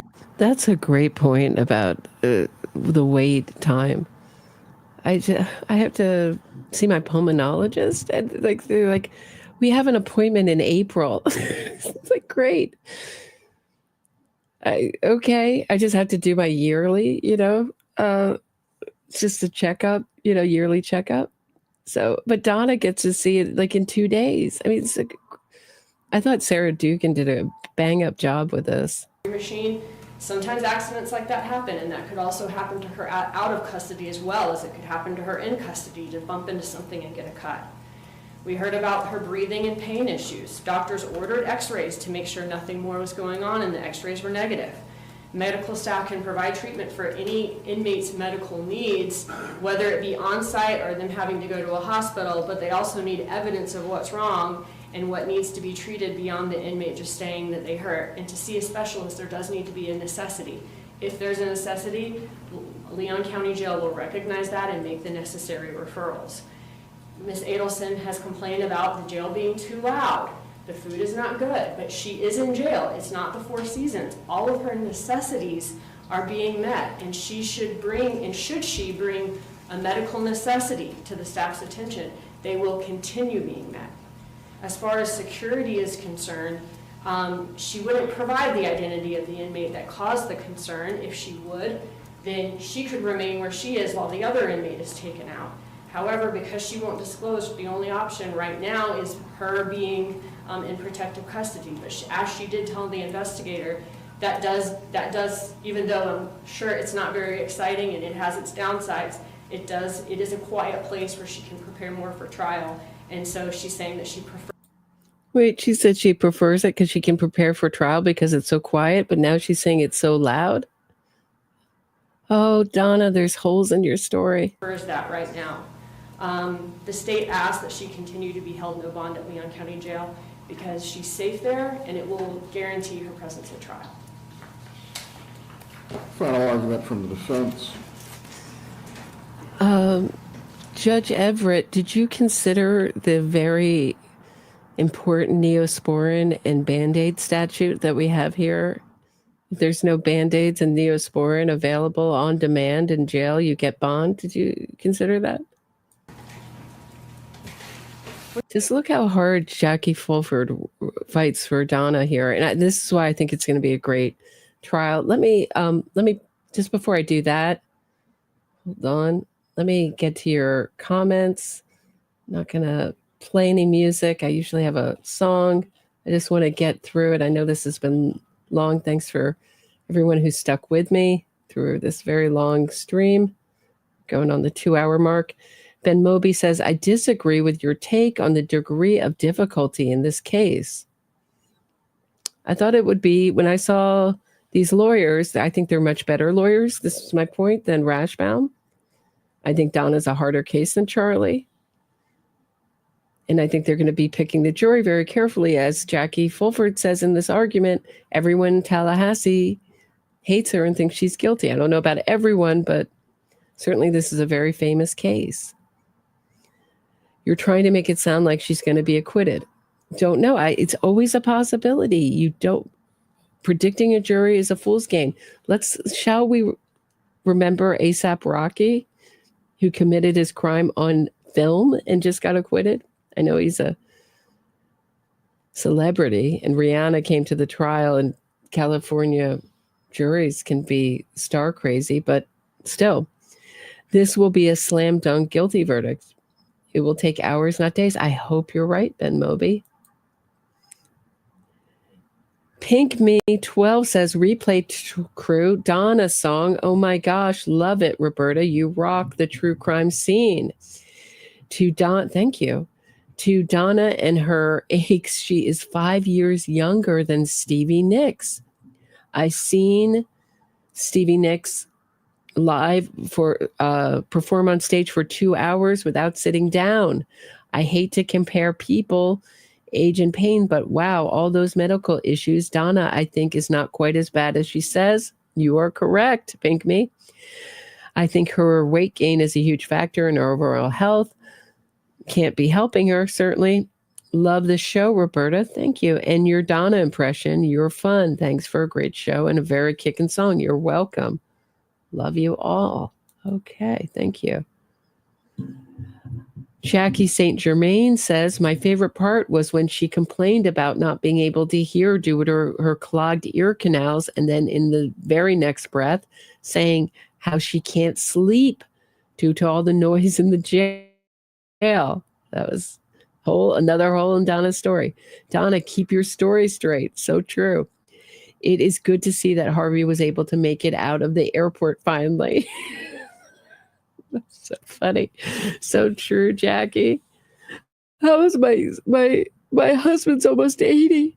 How is he going to make it out of the airport? He can't read exit signs. He was there with a full bottle of sleeping pills ready to take Donna home from trial. So true. Yeah, I think that they could have ended it all. She could have gone somewhere on boat.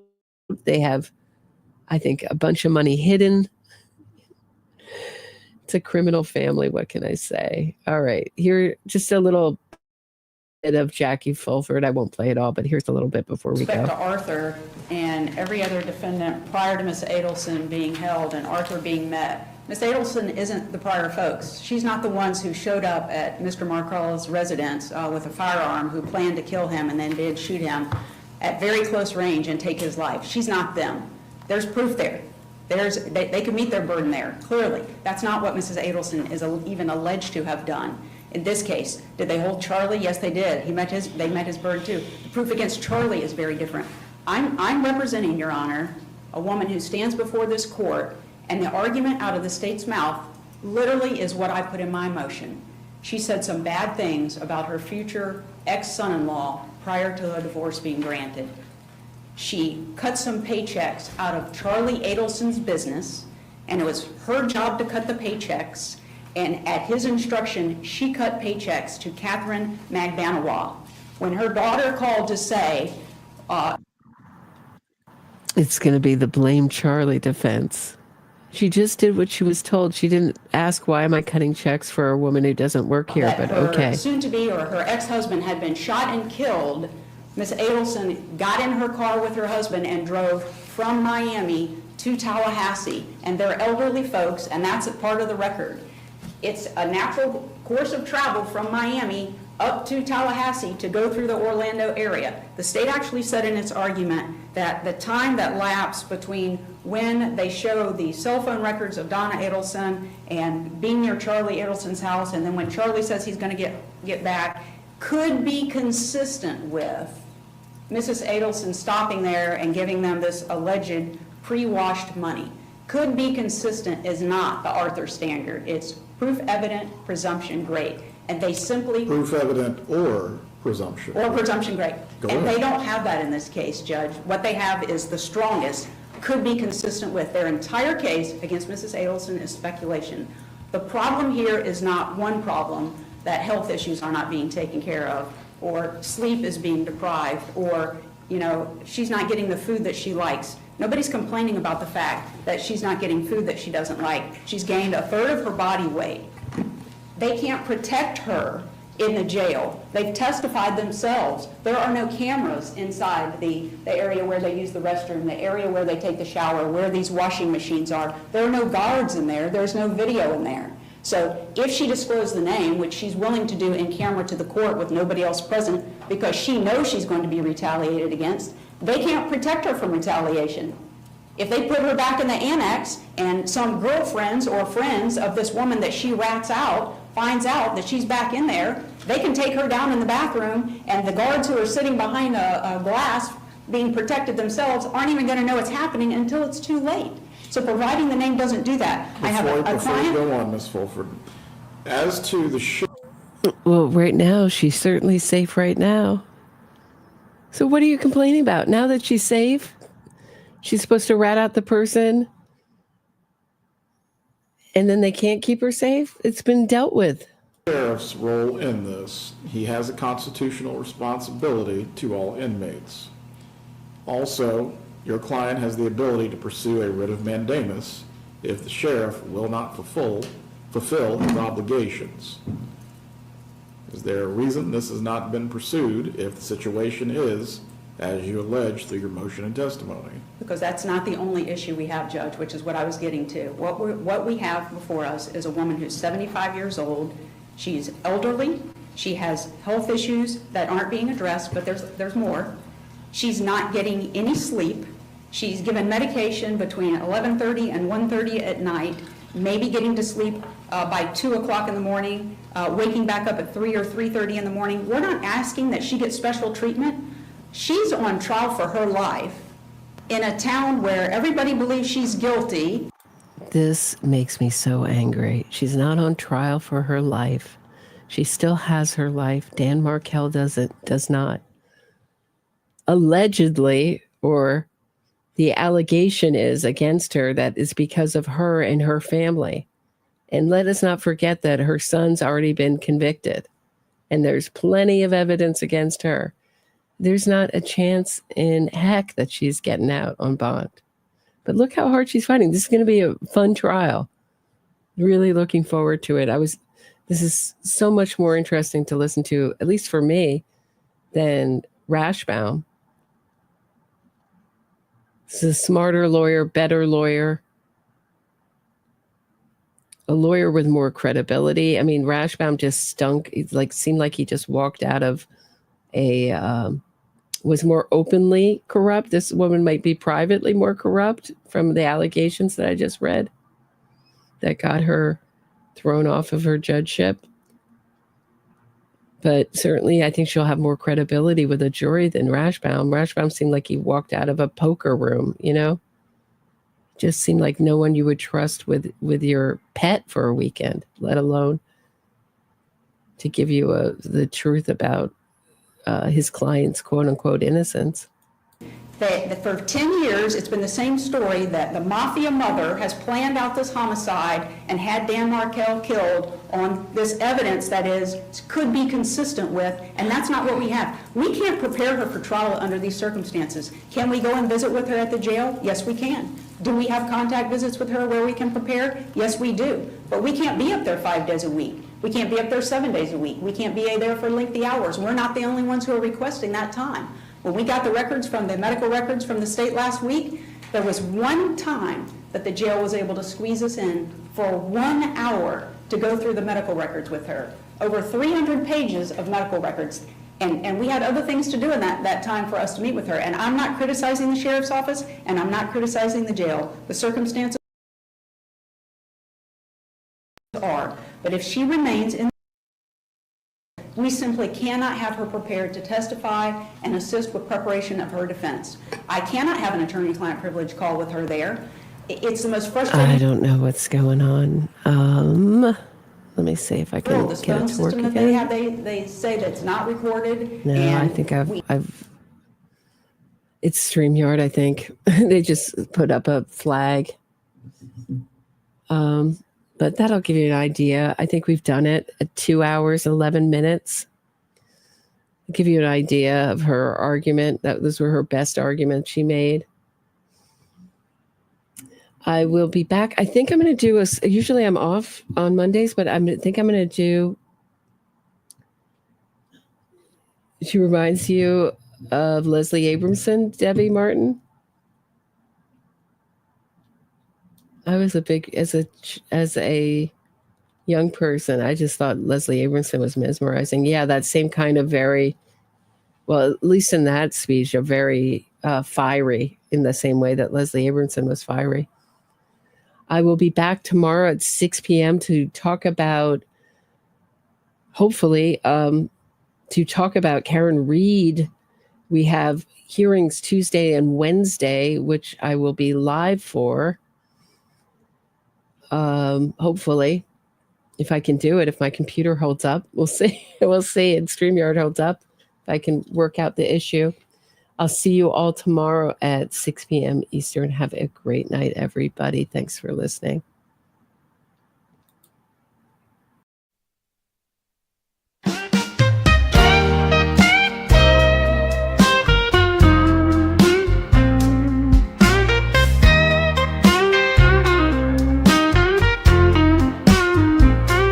Oh, Donna, what a stitch you're in.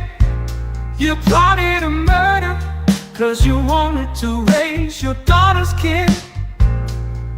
Tallahassee is just a stop on the way to civilization. Miami is where all the fancy people are. The TV is a Power 5. You can't get away from that. Two-toe, tay-toe, hoo-ho. You know the guy you pay, and you can't get away from that. Oh, Donna, what a stitch you're in.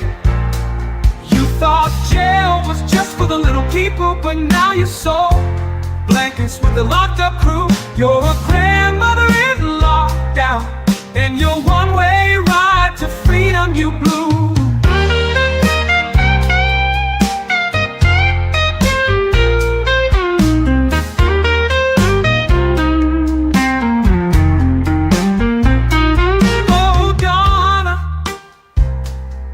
What a stitch you're in. Your family are exiled from the social circles you swam in. We all know you never made that banana bread or offered to babysit for Dad. But you'll soon be making license plates and thinking about what could have been.